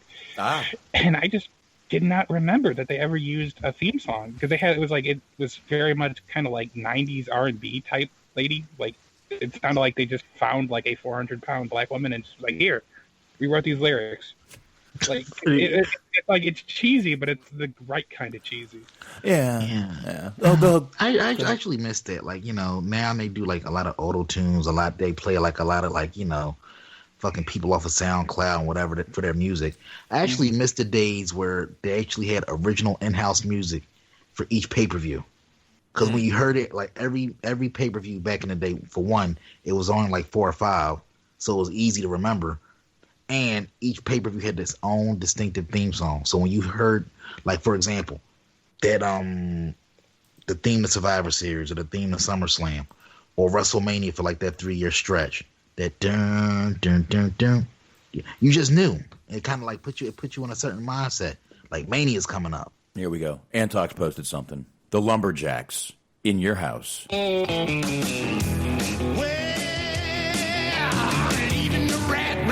Heading for the country, gonna buy a Chevy pickup with a Benzie for my honey. Drive on down to Nashville, listen to my radio. Come on, baby, gonna head out to the dance hall, make a little noise. Gonna crank up the band, make some music with the boys. Double J is gonna be singing for his baby tonight. Look out in your house. We're in your house tonight. We're coming at you in your house. This sounds like it should be in the movie Roadhouse for some reason. But there we go. That is a song right there, and I guess that's one of the themes. What is that? WWE Music Group. That was not quite the one that I was talking about. Anthony was singing it, so he knows. But it was definitely, I'm looking for it. I can't find it right now. But yeah, we'll see if we can find it here in a second. But yeah, I think I got it, because the one that he had posted, it says from the second In Your House. So it's like the one I'm thinking of, they couldn't have used it for very long, but it was like definitely kind of cheesy. Let's see if I can find it here. All right, go ahead and try it. He wasn't sure. He put this with a question mark, so he was. Sean Sanger versus GoldenEye for N64. That was a great game, and I did not have an N64, but one of my neighbors did, and I used to go over, and he was a big fan of that GoldenEye game, and me and him used to play that shit. Kind of, I believe it was one player, so he'd play, I'd play, he'd play, I'd play. Honestly, same here. I never had an N64. I pretty much kept up with the systems until about maybe like Sega. Like once Sega came out, I kind of deviated from the Nintendo. Like for example, I never had a Super Nintendo.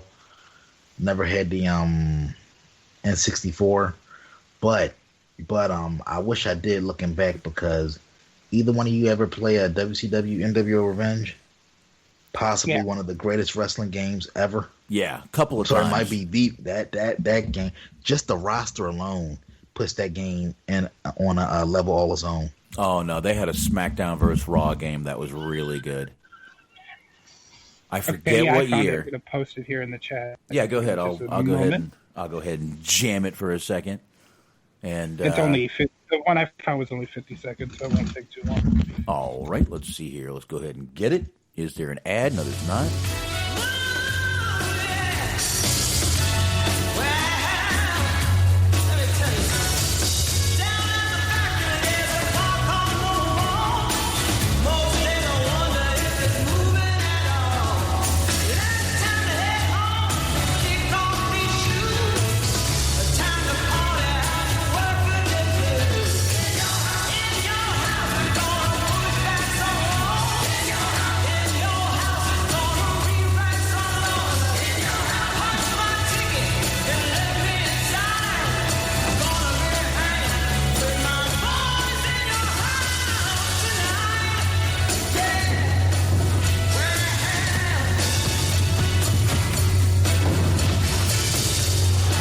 There you go. And that sounds like it was actually recorded in someone's house on a old tape recorder. You know what that was? You know that was like the super duper Jermaine Dupri remix. Oh, Like, Jesus Christ! I was a little bit wrong when I said it sounded like generic '90s R&B. It kind of sounded like a sitcom theme song. there you go. Yeah. I could go with that. Yeah. There you UPN. go. Mm-hmm. Oh, I didn't see Sean Singerversey bring up that game. Where in the World is Carmen Sandiego? Another game I played the hell out of. Absolutely, man. But Leisure Suit Larry for the PC, I know we keep going back and forth, but Leisure Suit Larry for the PC was one of my favorites, man. I have one still. I still play it. They're still making those. Yes. More or less. Well, I think the last one was the Magna Cum Laude, which is actually a good one, and it's based off of the girls in it are. Yeah, the girls in it are based off of real girls. I can send it to you if you want me to, if you want to play it. But No, any love for Sonic? Oh, I like. Oh my God, my middle child, my 7-year-old is a Sonic freak. His birthday was Sonic. Sonic 2 was the best one, by the way. Gotta say. Yeah. His birthday was Sonic themed. Nice. Yeah, and he watches. I came out the other day, and he was watching Sonic walkthroughs on YouTube on the TV, and I'm like, "What the hell are you doing?" My kids just watch walkthroughs. Both of them. Hey, some of those are pretty cool. Like, especially if you don't have access to some of them games, it's kind of cool to watch those simulation. Yeah, I guess. But and then they go and play the game and beat it, and I'm like, oh, well, okay, I guess they were learning. But I guess we should get back to wrestling. We can. We've got a few more things to do here, I guess. I guess we can quickly get into the Sami Zayn thing, where WWE today announced that Sami Zayn can no longer is being forced basically to vacate his title. I don't know if they're using this as a storyline or not. WWE on Fox put out breaking news at Sami Zayn is unable to compete and defend the Intercontinental Championship. Therefore, WWE has declared the title vacant. A tournament to crown a new champion will begin on Friday Night SmackDown on Fox. And obviously there's been some rumors, Sami Zayn not very happy about being there. Some people even think he was the John in the going to the Florida government and complaining. I personally do not. I do not think that was him. I don't think he would be that stupid. I don't. I'm saying it one more time. I think that was an actual employee, a cameraman, a sound guy, somebody. Someone would have gotten a picture of a superstar being there. Somebody. It would not have gone unannounced. Yeah. Absolutely not. And it would have been dealt with swiftly. Yes. Now, Sami Zayn he says he does not agree with this, and I see a lot of people coming out with the whole, Brock Lesnar barely wrestles, and, everyone loves him, and Sami Zayn, and... No, I'm sorry. No, that's not the way it works. Not the way it worked. Sean Singerversey, I heard that whole argument, and I don't care what he says. He can make the argument all he wants. I don't agree with him, not one bit. I don't agree with him 90% of what he says. I'll tell you that now. I really haven't made it through a whole show in about 6 weeks. But Sami Zayn not happy about this, definitely disagreeing with it, says, I didn't have that tweet pulled up. Do you have it by any chance? No, but I can find it. Remember reading was they asked him who was like, somebody sent him out a tweet that the next Intercontinental Champion is going to be what? And he put ashamed of themselves? ? So I don't know. It is kind of weird, and I don't know if they're using it as again, I don't know. We don't know if this is a storyline or not. This could be. I don't know, though. I mean, it could be, it could not be. But, I mean, Sami Zayn was there for a good amount of time and was doing his thing, and suddenly he's not, but I don't know. Yeah. Exactly. Antox says Andrade. He got suspended for 30 days and was still champion when he came back. Mm-hmm. Yeah, and again, it looks so fucking dumb because, like we were talking about, anytime that they say that something is voluntary, it ultimately isn't. And, like, why right now to try to suddenly put emphasis on your titles when you haven't been for fucking God knows how long? where it's like, so many people have like won the tag titles or continental title, any of the middle titles or lower, and they haven't defended them, or they have 2 or 3 title defenses in like 5 months, and then they lose the belt, and it's never a big deal there. Right. So yeah. Go ahead, Anthony. No, as far as this situation with Zane, do you think this is a situation of him basically just not wanting to work? Or do you think he's maybe being punished for some things that he might have put out there publicly about, our president? I don't know if I don't know if that has anything to do with it, really. It could, but because I'm just saying the timing kind of lines up because we ain't seen this dude since WrestleMania. It does. But Sami Zayn has also been very outspoken on Twitter politically. This isn't the first time he's done it. So I don't know listen, we know WWE can be some petty bastards sometimes, and they will do something like this. They will punish someone for saying something like that. But I don't know if that's what it is. It could be. But like I said, he's always been pretty political, and he's always been anti-Trump, which, whatever. That's your opinion. That's fine. I got no issues with it. But I don't know if that's it. It definitely, though, I will definitely say that's a plausible reason. I will say that. Yeah, and I'm not even trying to get political here, but they just made that donation to his super PAC not too long ago. I'm sorry, that was the government out in Florida. But yeah, that was. yeah. I disagree with that. I'm getting my assholes mixed up. Hey, and I told you that looked like shit on them, and I still say it does. I will not fucking disagree with that. That looked horrible for them to do. But like I said, we already know the relationship with the McMahons and Trump. So it's not like Vince wouldn't take that as an insult to him to have somebody that works for him insult not only the president, but somebody he considers a personal friend. So, like I said, I'm not saying, like I said, it might not be 100% the reason, but it could play a part into it. Why we haven't, like I said, I just think it's coincidental. Whenever you start to see people randomly disappear that were prominently featured through all of this shit, and then all of a sudden, shoo, and a champion no less. Yeah, it could definitely have something to do with it. Again, I don't know. We don't know, but anything's possible with WWE. Smark, what do you think? Honestly, I feel more like first off, it's just hard to say because they're the same type of people that you'll get punished for fucking eating chicken in the locker room. So, who knows? But I would say more than anything, I think it's just a matter of them, almost punishing him for not working during the COVID situation, more so than just any type of political backlash. Mm-hmm. But anything is possible. I won't rule it out. That's just personally, that's what it looks like to me. But who knows? Yeah. I guess we don't know really. But all right, guys, do you guys want to get into AEW, and then obviously the main event is going to be Mr. Del Rio. You guys want to get into AEW real quick?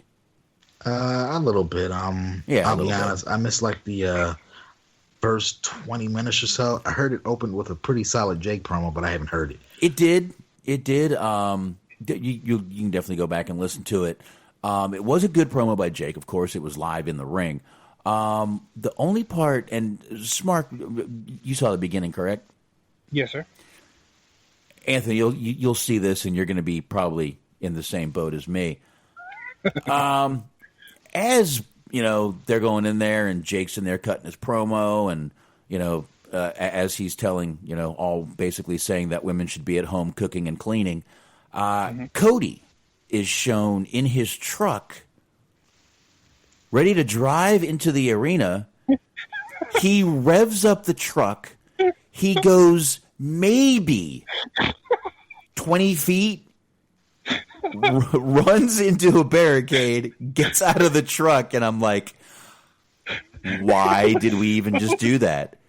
Why did we bother? Why didn't he just come out of the He doesn't even knock down the barricade. Barely. He moved the barricade slightly. He did. This is... And he has, of course he has now, like, a la, like, Austin in 98, 99. He has his neck tattoo on the hood of his truck. His Ford F-150. His F-1, right. Now, I mean, if you're going to do that, drive right through those motherfuckers. Run into bump into the ring, like Austin used to do at least. Make it look good. That was, I hate to say, listen, for the first time, I felt a little embarrassed for AEW at that point. I was like, this is awful. Dude, you know what? I mean, I haven't seen this, but it sounds fucking awkward.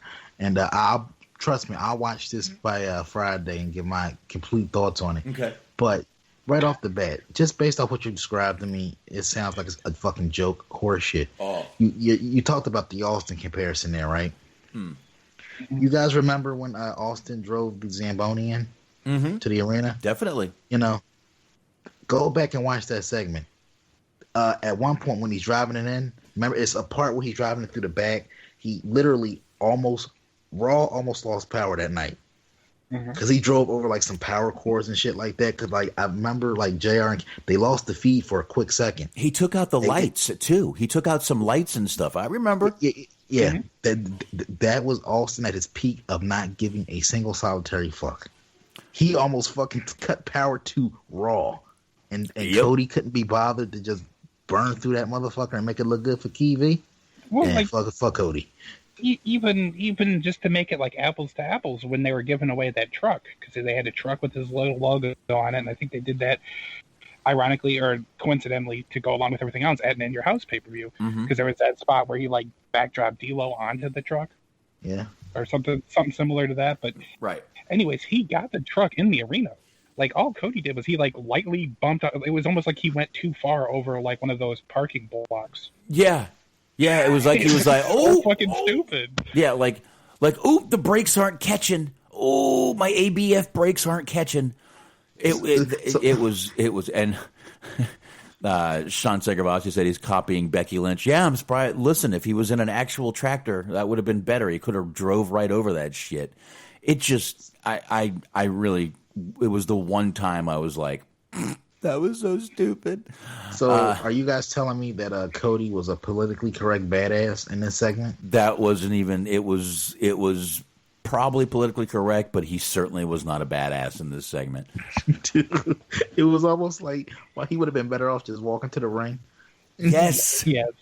Running to the ring would have been better. Anything going into the ring would have been better than what he did. Because I was like, oh, shit, he's going to fucking drive into the ring. I'm like, oh, because he's revving the truck. I'm like, oh, shit, they must have a path cleared. He's going to... And then I see him run into the barricade, and I'm like, what the fuck is going on here? And my wife comes out, and I'm laughing, and she's like, what are you laughing at? I'm like, this is the most ridiculous shit I've ever seen, I think. It's so glorious. It really is. I encourage you, and it only takes about a minute to go back and watch it if you haven't, because it's a good laugh. Like, they didn't try to make it like that wasn't the whole focal point of the segment. I will say that much. It was supposed to just add to it. Yes, it was. It put it in a deficit. No, that became the focal point because it was the most ridiculous part of the segment. That is true. I will say that, because it was like, even on commentary, they really couldn't put it over. They were just like, well, all right, here's Cody. Yeah. They weren't even like, oh, Cody's pissed. He's like, well, Cody's still learning how to drive that thing, I guess. Oh. Yeah. And Antok says that was the DX announcement on NXT was the in your house thing. So there we go. But back to AEW. And Jake was in there with Lance Archer, as Lance Archer did beat up a crew member on the way to the ring. But yeah, I just thought that was one of the worst segments I've ever seen right there. I'm really curious what that segment would have looked like, or more appropriately sounded like, if it was taking place in front of an actual crowd. Because, like Box alluded to, he didn't even almost say, he literally said that he likes women better when they're in the kitchen when they're wiping babies' asses, and every so often, if it gets cold enough, he'll allow them to share the bed with him. So he was like going on full on like early 80s, like just sexism. And it was kind of, he's a heel. It is what it is. Like, it's nothing to get upset about. But of course, they have to boo because you can't have your wrestlers cheering for that behavior. Right. But I'm curious as to how the fans would have reacted. Because I feel like there would have been, depending on the city or state that they were in, there would have been at least a lot of cheers and then people just getting stern talking to. Yeah, it's. The fuck? Oh, no, this was an AEW crowd, so I guarantee you would have heard more stern talking tos than people cheering. Because I remember the show I went to in Philly, last was October, and Nyla Rose, who, like I said, I just think she was awful. And like you had like a certain you had like a core group of people, like I said, it was small, about maybe 2 or 3, that were not Nyla fans. And they called her every fucking name in the book. And you had this one chick got, gay motherfucker, quit being homophobic. And then, like, of course, the drunk guy got drug out by security. But I mean, like, you had, like I said, like, man, in a situation like that, yeah, he deserved to get drug out the building. But I would feel like it'd probably be more booing than anything else because of the kind of crowd, the kind of fan base that AEW's kind of cultivated. Mm-hmm. Even if they were in like a Philly or a New York or Chicago, I feel like the vocal minority would shame the majority by saying, "Don't you go cheering that misogynistic asshole." Mm-hmm. Oh no, I wasn't talking about like Chicago, New York. I'm talking about like where Box and I are. I'm talking like fucking. You might get cheered in Tennessee doing that. You might get cheered like Georgia, Florida. You never know, because first off, Jake has, like we like to say, the cachet. He has the old wrestler cachet, so he's already starting off at a plus. And then, we don't always work on the most advanced policies and terms and whatnot. So that would have probably gotten a couple of cheers. I mean, it is, like I said, it is what it is. It was kind of funny. It's like the old school heel type thing that he was doing. Mm-hmm. And I definitely, unfortunately, now know that this means that they're going to lose. Because there's no way that they're going to have him out there talking that kind of shit about Brandy and have them actually go over too. Because now they're like, they're sexist and chauvinist, and you're not going to be able to get away with being like the victor after that. I don't think, not in today's climate. Yeah. But fuck, I will say this: I am looking forward to the little debate segment that they got planned for next week with Jake and Lauren. Mm-hmm. That should be good shit. Yeah, and by the way, they did announce on this show we are going to see Mike Tyson at Double or Nothing. Mm-hmm. Did want to mention that. Presenting the title to the winner of the TV title tournament, which is a lot of alliteration, and even more now. Yeah. I mean, that's like, you can tag the guy in the ring, but you can't illegally tag. Oh, forget it. I'm not even going through it. But yeah, so, we will see Tyson there. Once again, man, I don't blame anyone for grabbing Tyson while they can. Listen, Tyson was a huge get for WWF at the time when they did it. I mean, they're still kind of singing his praises. Exactly. So this is pretty good. I like this. This is going to be good. Let's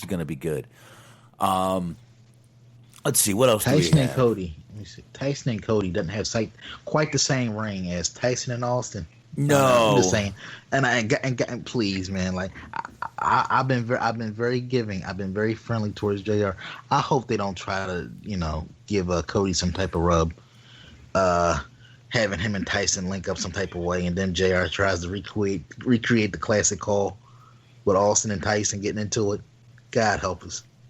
Oh yeah, have Dustin come out there. You ruined it. All right, okay. Damn you. But all right, what else we got here on AEW? I mean, we had the Best Friends match with Jurassic Express. Best Friends won. Which there wasn't too much to talk about there, but if we're going to talk about the things that were bad or stupid, silly, talk about one of the highlights. Towards the end of the match, if you didn't see it, there was some shenanigans outside. Orange Cassidy got kicked in the face by Phoenix. Yeah. And my God, we're going to talk about old video games. He fucking Liu Kang just flew out of nowhere. What looked like a good 8 feet, just fucking kicked him dead in the face. Like, oh my God, he got such fucking height and distance on that jump. I don't know how he did it, but it was amazing to see. Liu Kang. Yeah, this is like around the part where, I know exactly. I've seen this. It's kind of like where I started tuning in. Because he just came flying out of nowhere. Like, it looked like he just launched himself at the very end of the entrance tunnel and just fucking dead on kicked him in the face. Right. Yeah, but yeah, that was good. There was, I mean, like you said, there wasn't a ton to really go over in this match. Once again, it's actually kind of interesting because they announced there's going to be that title match, or not the title match, the ladder match for a title opportunity with Orange Cassidy is going to be there, and it's going to be Colt Cabana and Phoenix as well, which is interesting because from what I understand, I know Pentagon's still in Mexico, so I wasn't aware that Phoenix was in the U.S., but he's apparently back under the umbrella of AEW, so that's pretty cool. Yeah, smart. Funny you kind of mentioned Mortal Kombat there. Johnny Cage wins. Liu Kang wins flawless victory. Johnny Cage wins. That was posted on Twitter, by the way. Someone else thought the same thing. That looked like Liu Kang and Johnny Cage. So there you go. Thank you, Antox. Thank you. Appreciate that. So there you go, though. All right, what else we got here on? Oh, Jesus Christ! What? No, I y'all got me curious, so I'm actually watching AEW, and I'm just, oh my, what the fuck, man? This looks like a motherfucker just learning how to parallel park. And then Archer has to run out to him because there's still about a good 8 feet of entrance ramp left. Yeah. I told you, man. It's just like embarrassing. Are you fucking kidding? He's such a badass that he threw a plastic trash can out of the way. What the fuck am I watching, man? Let me turn this shit off. It was so stupid. I'm glad we could get like a real-time reaction to that because it was just so silly. I told you I felt embarrassed for one point. At one point, I actually felt embarrassed for WWE, but this is on national TV. Mm-hmm. Like seriously, man. Like, get the fuck out of here. Like, Jesus. Pretty bad. I thought y'all was exaggerating, but man, he literally pulls up so politely to the parking spot and gets out the car all calmly, and then he puts on like his mean angry wrestling face, like, I'm supposed to be mad now. Just looks like the guy that accidentally like bumped into something, but he's still trying to act like a badass because he didn't mean to do it. Mm-hmm. But he's like, I meant to do that. He looked like he was going to give him his best, hey, buddy. Yeah. You want to step outside, buddy? Oh yeah, thank you, Sean, in the chat. That's who I forgot that was going to be in that match. Darby Allin. So it's going to be Darby Allin, Orange Cassidy, Colt Cabana, and Phoenix. There we in go. A ladder match for a title opportunity, which I'll give them credit for. They're doing the right thing because apparently you can win the match before everybody comes out. Oh. So it's not going to be one of those where like it looks so silly in some of the matches where you have to wait for everybody to be in the ring before you can win. That'll be nice. All right. I guess we will see that. What else we got here? What else? The women's match. I'm sorry. Women are just not good in WWE. Or in AEW. They're just not. Well, there was one spot. And honestly, in my opinion, I thought it was a pretty decent match, but it just. I don't know if I want to say decent. I'm going to walk that back a little, but there was definitely some botches. Like there was, I believe it was Penelope Ford. She tried to hit the reverse Rana or the poison Rana, whatever you want to call it. She somehow managed to land on her head and drop her opponent on her head. So like they both almost fucked themselves up badly. Yeah, that was very creative. That was creative. Yeah. You talk about we brought up earlier, about Edge and Orton. They clearly, it either got back to them what was being said on the internet, or they softened themselves. With some of these women, based on this match, I get the feeling that they have some intel on terms of what's being said about their division, both online and on podcasts like this. Mm-hmm. And I feel like they're overcompensating, but the problem is that division needs a general. They need somebody to take control that knows what the fuck they're doing to kind of get it in alignment. Right now, you have a bunch of people that I get it. They try hard. They're doing their best and all that shit, but it's nobody good enough to be like the person to learn from. Like, whether you like it or, I mean, put it to you like this. I don't know what the financial situation is of some of these people in AEW in terms of, like, you know, who they want to bring in, who they can bring in. But if they can, I would throw as much money as humanly possible with Fit Finley to get him in there to work with the women, because obviously he has a reputation. He worked, I mean, obviously he good in the ring in his own right, but he whipped WWE's women into incredible shape. So if you were a fan, like, you know, it wasn't always divas, it wasn't always bra and panties matches that mid-2000s run with the women. And a large reason for that was Fit Finley. Somebody that knows what the fuck they're doing needs to get a hold of that women's division, because right now it's the blind leading the blind. Mm-hmm. Well, they're in that regard, though, they're kind of in a tough spot, because I feel like a lot of the improvement, like, I would agree with you that Finley did play a part in it too, and was responsible for a good deal of it too. But I feel like when things really started to pick up was when they brought in Sarah Del Rey to be the full-time female trainer. Right. You got somebody who was who did exactly what they were going to be tasked with doing, and had the kind of knowledge and experience. And I don't think the problem with AEW would be anybody that they could find on the indies that has that kind of knowledge and experience. They're going to want I feel like they're probably going to want the opportunity to be on television.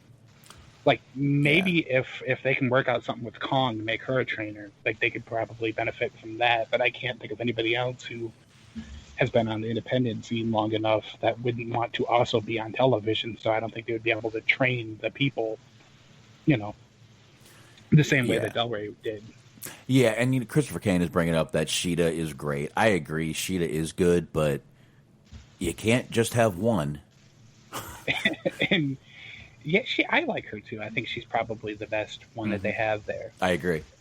And she was responsible, or she was a part of my favorite line of the night, because after the match, which she won, she was confronted by Nyla Rose, who, among other things, told her that she had a present for her. She then hit her in the head with their kendo stick and said, quote, "Found your kendo stick, bitch." And I was like, almost like Dave Chappelle style. It had me fucking laughing. I don't know if that was the intent, but I was fucking dying laughing from that line. That was a good line. But a little bit after that, we're not going through every match. I apologize, but I do want to bring up after Chris Jericho had a match with Pineapple Pete, or Suge D, as whatever you want to call him, that little thing where Vanguard 1 came down. Oh, dude, that is some great shit, man. I mean, fucking, I don't know, man. Jericho's wrong for that, man. Like, fuck. I knew it was going to happen when he had the bat over his shoulder, because I'm sitting there like, I'd hit the motherfucker. Bro, you didn't shed some tears for Vanguard 1? Didn't Vanguard 1 actually Vanguard 1, I believe, got destroyed in TNA when he brought out Vanguard 2. So this is really Vanguard 3. So no, I didn't. I did not shed a tear. I apologize. But I do just think it's funny how Jericho just talks to this thing like it's a real person, gets his T-shirt, "I almost got you for grand larceny," just to throw it out there. Grand larceny is $5,000 or more. I don't think that shirt is worth $5,000. But great line. Jericho being Jericho throughout this whole fucking segment. And good shit. I expected him, though, to take out the Vanguard, and he did.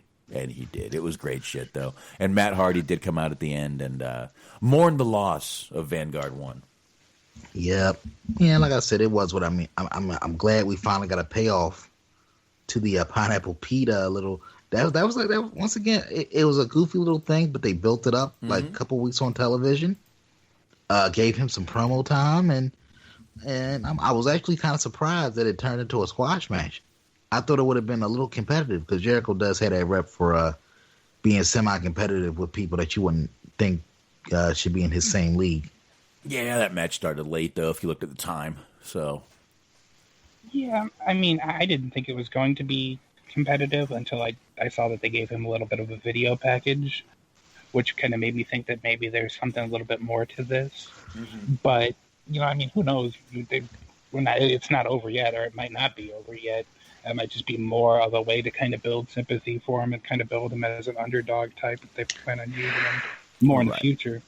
Because there was no plan on them using him at all. Originally, he sent a video in when they were doing that Sean Spears looking for a partner thing, and just enough people got behind him that they ended up taking note and giving him a little bit of an opportunity. So it might be the end of this, or it might be the beginning. Who knows? We'll see. Yeah. So, is Taz turning heel? By the way, I don't watch Dark. Has he been dropping hints? Because he came across kind of heelish in that little backstage segment with Darby Allin. I actually missed that segment. Yeah, it was basically just a continuation of the segment last week, because last week he was trying to recruit him a little bit to let him take him under his wing, and he was saying that the whole point was that he got beat by a very basic amateur wrestling technique, which he referred to as tilting. I don't really know shit about amateur wrestling, so I don't know. But he kept going on and on about how it's just this basic maneuver and how Taz knows that because Taz knows all of martial arts, that whole thing. But then the whole surprise reveal was that Darby Allin was an amateur wrestler and he competed in Idaho or wherever the fuck. So it was so he got all sassy and stormed off, and Taz was just kind of looking on, upset. I can help you. Yeah, help me, help you, brother. There you go. I really don't. I mean, besides the Moxley thing, obviously at the end of we did have Brody Lee come out there and take on Christopher Daniels. And it was at this point of the show where I'm like, they got to be trolling smart. They actually put SCU in the main event of the against the world title, the number one contender. And once again, guys, I only saw 10 or 15, but I did see some fans up there and those fucking in the crowd. There's not many. I don't know if they're giving it away, if it's some kind of sort of radio thing or what, but I saw some people there. It could have been friends of people that worked there, family members, Yeah, it could have been. But we did have the Moxley thing, though. Moxley came out after the Brody Lee match, which Brody Lee match was, again, I think it actually lasted a little longer than it should have with Christopher Daniels, but especially when they're trying to get Brody Lee over right now. Nothing against Christopher Daniels. I actually like Christopher Daniels, but Brody Lee should be out there killing motherfuckers, and Daniels would have been a good guy to do that on. But it was a good match, and then after it, obviously, during the match, actually, right or before the match, Brody Lee, who stole the title from Moxley last week, is calling himself the self-proclaimed AEW World Champion. So, good shit. Go ahead. Can we? I guess to wrap up the AEW talk, we have to kind of talk about the the $10,000 fine they got hit with. Based off of the Full Gear match with Moxley and Omega from all the way back in November. Yes, they did. Because apparently, the guy in question, he didn't necessarily spearhead the situation, spearhead the deal. But Christopher Cruz, former WCW C-Squad announcer, kind of raving lunatic on social media these years, but he's been getting a lot of death threats from the AEW diehards for because they think he's the cause of them getting a fine. But I guess apparently he was in touch with the Maryland State Athletic Commission. They had people there already that were already going to go after AEW. He was going to submit a complaint anyway, but apparently they had already beat him to the punch. But because he was going on and on and on about it, he's basically been taking the heat from a lot of AEW fans. Okay. Where do you guys stand on this whole situation? I stand here. The guy is number one, whatever. Bitch move for doing it, but they got a fine. They didn't shut the company down. They didn't tell them you guys can't put on TV for 2 weeks. They didn't get suspended or anything stupid. They got a quick $10,000 fine. Pay it and move the fuck on. AEW fans, calm the fuck down. Calm the fuck down. You think WWE has never gotten a fine, had to pay court fees, bullshit like that? Stop it. This is shit companies go through, and they're going to go through it. It's going to happen. Sorry, but they'll have to learn their lesson. Next time they're in Maryland, don't bleed.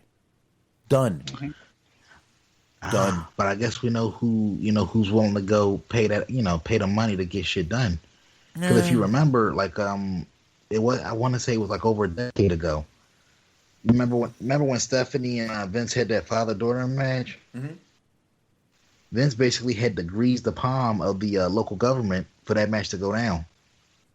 Because I guess it's like illegal, or that they don't the athletic commission wasn't going to co-sign like a man versus a woman match. So some money had to exchange hands for that match to go down. So maybe AEW isn't willing to go the extra mile to make certain issues disappear for them. Yeah, you also can't do because that. I mean, it's 2020, man. You just can't do that shit anymore either. Yeah. Nah. I mean, what do you got? I mean, do you think that take Chris Cruz out of it for a minute? Do you think the Maryland State Athletic Commission would have went after him regardless? Real quick, I'm just going to say no, unless they had a complaint, and I think that's why they went after him. I think if they had not one complaint, maybe one or two little bullshit ones, maybe, but this got legs pretty quick, and they had to do something. They had to slap their hand, give him a slap on the wrist at least. Smart, what do you think? Yeah, I guess. I mean, more than anything, my whole stance on it was just kind of me laughing, reading his Twitter comments, and just seeing 50 comments that just said snitch. It was great. You did have a couple of the people that were diehards that were really offended and upset, but there was a lot of just you motherfucker, you're only mad because you don't got work. And just there was just a lot of people that were just straight up taking it to him, and it was making me laugh because all right, you got the exposure you wanted, and here's what comes with it. Exactly. And like I said, bitch move for doing it, but whatever. The guy can do what he wants to do. If he wants to be a little bitch, I don't know. What am I going to call him, Karen? I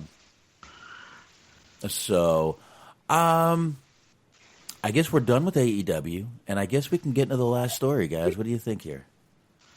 Quick thing to cover a little bit. They did announce that they're going to be doing a 4-on-4 match. The Stadium Stampede. Right. For Double or Nothing.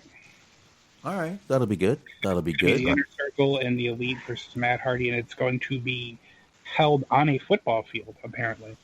So that should be interesting. It's probably going to be some kind of their attempt at whatever it is that we've been seeing with those kind of wacky, gimmicky matches the last couple of weeks. Yeah, that should be fun. I'm sure it'll be good. So, yeah, I guess we'll see what happens with that. In a football field, that definitely gets my interest up a little bit to see what they're going to do with that. Yeah, so spoiler alert, I guess we could say it's going to be somewhere in Florida. The Double or Nothing pay-per-view. Yeah, I would figure, definitely. So there we go. Double or Nothing's already shaping up to be a good little show. So we will catch Saturday, May 23rd. May 23rd, exactly. I guess we can get into, speaking of kind of main events here, we will get into this right now. Alberto Del Rio, gentlemen. What up? Look, this is, like I said, I'm not one of those people, I'm not going to ever watch wrestling again. But, man, it's certain shit that you see that comes out that really, really makes you embarrassed to be a wrestling fan. Because whenever bad shit happens, if you're a wrestling fan and people know it, they come to you. Is this the shit you watch? It's never about the good shit that happens. It's never about, John Cena did a 15,000 Make-A-Wishes. They don't come to you about that shit. They come to you about this shit. And, this story broke literally as we were getting ready to do the live reaction review for Money in the Bank. So more people were talking about this than the actual Money in the Bank pay-per-view. Yeah. Because this shit got legs very quickly. Yeah, and we had talking about it that night, but to be honest, it just didn't fit in with the whole thing, and we wanted to end on a good note, but don't have to tonight, I guess. But Alberto Del Rio was in San Antonio, Texas, and this all came out. This recent incident with Alberto Del Rio took place on May 3rd. He was arrested at the time. He's out now, which I'll save that for later. But according to court documents, the woman told investigators that Alberto Del Rio, real name Rodriguez Chuquan, is that how you say that? Who gives a fuck? We ain't gonna put no respect on this motherfucker's name. Then I'll just go Let's go with that. I'll go with that. This woman claimed that Alberto Del Rio became angry when she wouldn't admit to cheating on him. He thought she was cheating on him. He slapped her across the head, slapped her again, then took her to his downstairs bedroom, slapped her 8 more times, according to the arrest paperwork. Victim alleged he then made her put on a dress and dance for him. She refused. He warned her not to cry or he'd take her son and drop him off in the middle of the road somewhere. I don't know how old the child is. Police said that he then tied the woman's hands with boxing straps, put a sock in her mouth, sexually abused her for several hours. According to the woman, it is about 16 hours. My God, 16 hours of absolute hell, nightmare. He also punched her in the back during the assault, causing visible injuries. Victim told detectives that she does not remember much after that, after he placed his hand around her throat. He also, at one point, I believe, threatened to burn her passport. Just absolutely horrific things are coming out with this. And it keeps, and I mean, there's more details that keep coming out, which is even worse. But, I mean, listen, we know this guy has had many little things go on with him. He's kind of got a history of, I don't know, anger issues, I guess, of being angry. And, I mean, there's that one little thing, remember in Mexico with him and Paige, or was it Mexico or... With an airport. I'm not sure where exactly it took place, but I believe it was at an airport. Yeah, that was the airport where she was, saying he was a coke. He was on coke. If you remember, she yelled that clearly. And then there's also the little thing where again he was in Mexico with Paige, I believe, and he got stabbed in the head. Kind of wondering if that was her stabbing her at this point. And Paige's brother, if you remember, hinted. Never really said it outright, but hinted his sister was being abused by Alberto Del Rio. If you remember, we actually mentioned that. Did you guys remember that? Yeah. Smark, I'm not 100% sure you were on at that time, but I know me and Anthony at minimum talked about it. I don't know if you were on then, but I think you were, though. I definitely heard you guys talk about it at the very least. But yeah, her behavior definitely was just not quite what it should have been. It was just a little bit very unconventional, very odd. And like you could have marked that off as any number of things given her situation at the time, because she was dealing with not being able to wrestle again. She was dealing with those videos being leaked. Right. You could have easily written it off as that, but then it could have also been that they had there was a lot of evidence that they had a toxic relationship, but possibly a physically abusive relationship too, which could have explained a lot of her irrational behavior. Yes, and a lot of how she always praised him in public. You remember that? She always did. Oh, I love him so much. He's the best. He's great to me. To me, that explains a little bit of that. That's kind of how it works, is when, even just verbal abuse, you just don't want it. And just to finish this up real quick, by the way, he was taken into custody on Saturday and released on $5,000 bond, which means his bail was $50,000. Here's what irks me. the minimum sentence for this would only be 2 years and possibly a $10,000 fine. I don't know what the maximum is, but I hope that's what he gets. I'd like to see this guy in jail. Again, all this has to come out, and there's still things. But if he was arrested and charged, they believe her. And I'd, once again, like to see the maximum for this guy. Sorry to cut you off, Anthony. Go ahead. Oh, no. I'm just going to say, like, I know, live in a free country, and it's until proven guilty, blah, blah, blah. I personally believe the woman's story for one simple reason. This guy's track record. Whether it's this woman, whether it's Paige, I think he has some issues with an ex-wife. At some point, you got to look in the mirror and say, I'm the problem. Mm-hmm. I'm the problem. All of these women can't be lying on this dude, man. All of these women can't. It can't be. He's the common denominator here in this situation. And if even a third of what he put this poor woman through is true, he needs to rot in jail. Mm-hmm. He needs to be put under the fucking I'm not jail. trying to joke about the situation, but he had a lot of like weird kind of interactions with, like a couple of years ago, we were talking about it with Impact. Mm-hmm. And like, again, not to make a joke of the situation, but like at that point in time when Impact's not fucking with you, that high profile of a wrestler, like there's got to be something going on.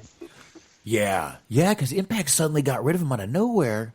But I think that was during that airport situation, maybe. No, I don't know. I think it was over WrestleMania weekend because he no-showed one of their shows. Yes, it was. And they had put the belt on him, then they had Pentagon take the belt off him, and then there was supposed to be like a triple threat match with him, Pentagon, and somebody else. Right. And it became Pentagon versus Phoenix because he just wasn't there. Yeah, and Anthony, you brought up believing her. Not only just his track record is a very good kind of way to judge this, but her details.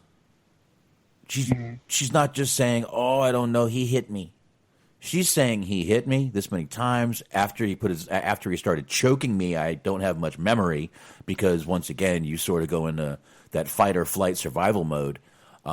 So yeah, her adrenaline probably started running, and she probably doesn't remember a lot after that. Once adrenaline hits, you kind of you can go blank, especially in situations like this. I'm sure. Again, I've never been in it, but I'm sure this was a very incredibly scary situation for her, especially going on for 16 hours. And again, Del Rio's got like Anthony said, the track record, but her details are good. And yeah, if he did this, I want this guy locked up and fuck 2 years and $10,000. I want I wouldn't mind seeing 10 years and fucking $100,000 and a fine. Whatever. Make this guy go broke as far as I'm concerned. What you got in the bank, huh? What you got in the bank? Another thing, not to be like super cynical or like kind of a shitty person by saying this, but she really didn't have anything to gain from making allegations. Like, he's not really got a lot going on right now. He's not on television. He's not like this big, huge star. Right. Kind of just working on whatever it was that was going to be the next part of his life. Because he was saying that he was supposed to. I saw an interview with him fairly recently with Chris Van Vliet, which was from like last year. He was saying that 2019 was supposed to be his last year, but then I guess there were some incidents or whatever. But he was on the end of his wrestling career. He was trying to get out of that, and he apparently had some like little bit parts in like TV shows in Mexico or whatever, but nothing substantial. She's not trying to like defame this big, huge star. It was just a terrible incident that happened to her. And like we said, if it does end up being found guilty, which seems like a definite possibility, he needs to be punished as much as possible. Make an example of this fucking guy. Just for his fucking track record, just for all the other stories that he's gotten away with, I would love to see them make an example of this guy. And you know what? San Antonio is kind of going through some changes right now. I could see that happening at this point, especially with someone with this sort of, not that he's a big famous guy, but he does have notoriety. He does have some name recognition. And this story's making it through more than just the dirt sheets. I'll tell you that. Yeah, and it's one of those things where, because I was talking about this with a friend to the show, Rated Dre Online, because he had put out a post about it. And I made the comment that Vince has to love it. Love all of this attention right now because, like I said, it started off very small. It kind of got buried I guess underneath all of the COVID-19 talk and all of this, pandemic. I won't say nonsense, but just issues going on around the world. But once it hit the news wires, man, it hit, and not just Newsday, Today, fucking New York Post. Like a lot of heavy hitters are picking up this story, and it's one of those deals where the first thing you see is former WWE champion, former WWE. That's the first thing you see. And once again, this has to be somewhere like Jesus Christ. Yeah. Because and we can dead. Me and Dre kind of got into it about a little back and forth about this. Oh, once this dies down, WWE will welcome him back. No fucking way. This guy is done. This guy's career is persona non grata. I hope. To Smark's point earlier, if Impact ain't fucking with this dude, it ain't no fucking way. His career is dead. Yeah, maybe him and Teddy Hart can start a promotion. Fuck out of here. Nobody's touching this dude with these allegations on. Like, seriously. Nobody's touching this dude. I would hope not. And I mean, what's he going to do? Go to fucking CZW? He can do the double D destruction challenge or whatever. No, he's more focused on the destruction. Yeah, you got a point. But I don't know, man. I hope his wrestling career is over. I hope no one touches this guy with a fucking 10-foot pole. I hope he's in jail too long and everyone just forgets about him, to be honest with you. And for it taking a couple days, she did say that it took her a couple of days to do this and go there, and I believe a family member talked her into doing it. And he broke her phone. She couldn't call anyone. So I imagine the fear has got to be a big factor in that, because if he already abused you before, and he's probably threatening that if she goes to anybody.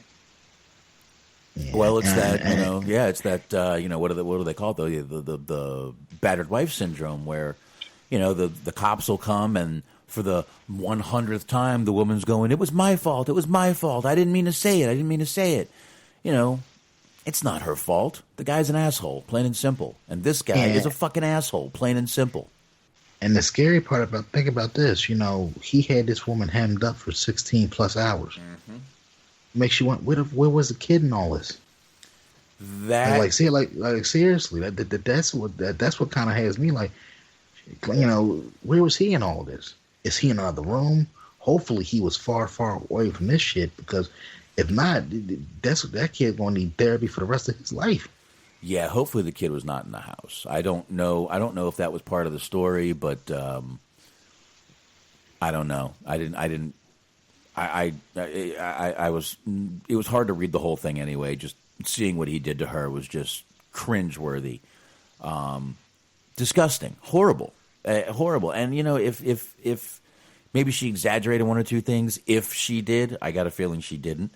But if she did, even if, like Anthony said, if he did a third, a half, if he did any bit of this to her, put his ass under the fucking jail, throw the fucking key away, and maybe just forget about him in solitary for a while. I don't know. Yeah, and let's be honest. Let's not even pretend that this guy is even, like I said, he doesn't have the kind of cachet to where this shit can be swept under the rug. No fucking way. Like I said, not to say that you should never, bad behavior should never be excused. But he's not the type of guy that WWE would look at where he was such a big time superstar for them. He gave them, nobody clamors for him. Mm-mm. Nobody clamors for him like they would clamor for an Austin. Right. As fucked up as what Austin did was Austin. So they were going to do whatever they had to do to make his issues go away. Hogan caught on camera saying some absolutely deplorable shit, but it's still Hogan. Right. It's still Hogan at the end of the day. Flair, go down the list of people that do horrible shit, but yeah, and Del Rio, he's not one of those people that they would deem worthy of going through that type of trouble. No, who wants to spend any money on this fucking guy? Piece of shit, garbage. But again, I don't mean to end the show on a bad note, but we'll do plugs. We'll pep it up with the plugs. I mean, if you want to touch on something real quick, I don't know. We've already kind of talked about it a lot, but I am just kind of stalling for time while I bring up the exact quote here. But the president of New Japan kind of had a comment about whether or not they would do empty arena shows. So I have it right here. It says, holding empty arena shows are an unnecessary risk. Holding shows without fans would reflect badly on ourselves and on our industry. We will not trade our reputation as a positive force for social good, even in the face of harsh economic realities. I say good for him. Yep. I think that's that is standing your fucking ground, in my opinion. That is taking pride in your company, taking pride in what you do, and not just having to shove product out there for the hell of it, just to keep on television. I think that's a great statement, and I think that shows a lot of pride in the company. Like I said, I really do. I like that. Yeah, because I mean, I know that we're not, and I'm not a super big fan either, but we don't really watch all that much New Japan. I just started following as of last year, like kind of full time, week in, week out, month in, month out, based on what they're doing. But like a statement like this makes me think that they do actually care. Like they're not just saying, oh, we need to be out there because out of sight, out of mind, or whatever. They're like, they actually care about the product that they're putting out, and they actually don't want to shortchange people by putting on shows in less than stellar environments or under less than stellar circumstances. And they were already having to compromise, like we talked about before, because the Olympics were supposed to be held in Japan this year. Right. So they were already having to kind of compromise a little bit and kind of bend their schedule a little bit based on those events before the whole COVID thing started. So it's kind of cool, and it genuinely makes me and probably a lot of other people, I'd imagine, excited for when they actually come back, because there's actually been an anticipation and a desire to see them. They haven't just been out there every week kind of putting on lackluster shows. So it definitely builds up the anticipation, and the fact that they actually care about their product reflects positively upon them. Mm-hmm. And a lot of they've still been paying. They've still been paying their office members and their employees and all that. So it's just very interesting. Nice. And they're basically the polar opposite of what WWE is. And what they're doing. And you know what? Their fans will go nowhere. Absolutely. Those are they're diehard fans. Those a lot of those New Japan. Look, you think Meltzer's not sitting there chomping at the bit for that show to come back, and as soon as it does, he's going to be like, so yeah, their fans will not go anywhere, and they're going to be excited when they come back, and I don't know, man, I just think that's a really good statement. Plus, they're over there where, I mean, I know, Japan, China, two different places, but it was hitting a lot of those places hard, and I think they're doing the right thing. I really do. And like I said, that statement shows, to me, a lot of pride in what they do, in their product, and I like it. Yeah. Go ahead, Anthony. Cool. No, glad to hear. I mean, like I said, people's health and well-being before profit.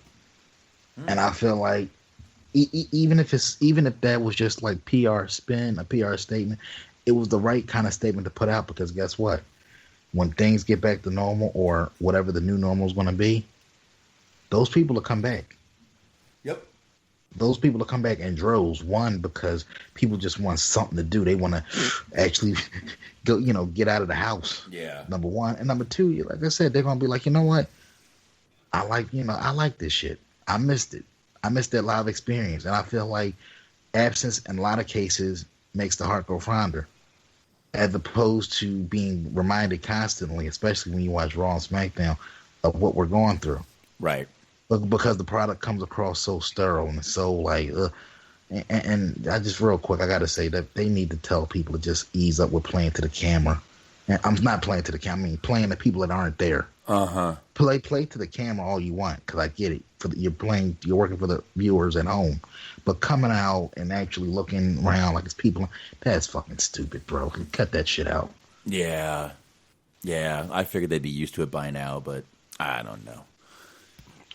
If you want to end on a lighter note, I sent you a little quick CM Punk clip.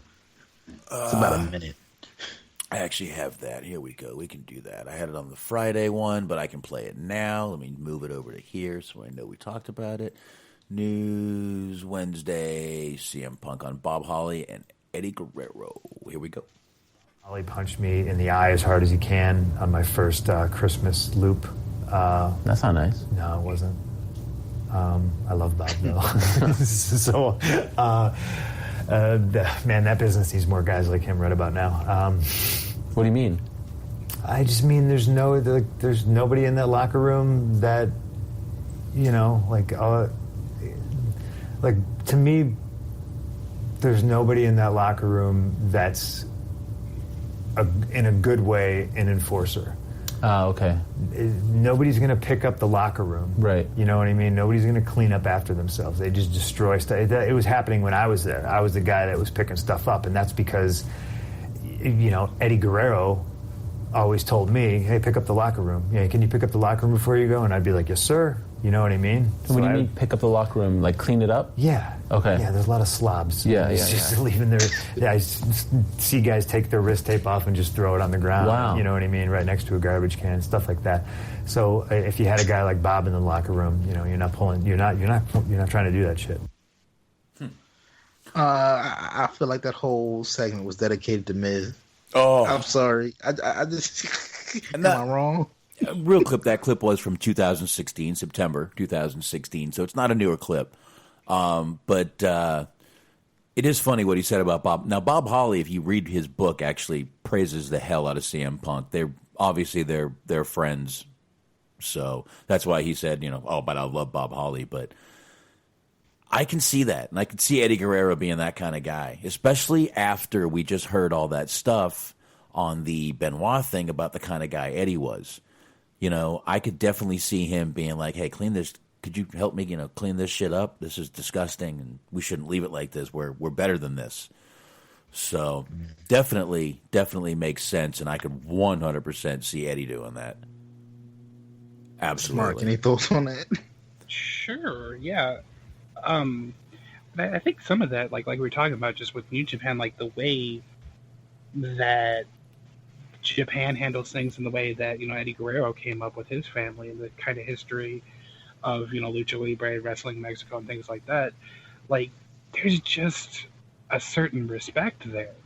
There's tradition, there's respect, there's admiration of the past and kind of, it just seems like there's a little bit more of an importance from people like that or from people that have been in, working in Mexico or in Japan or whatever, that just isn't present nowadays.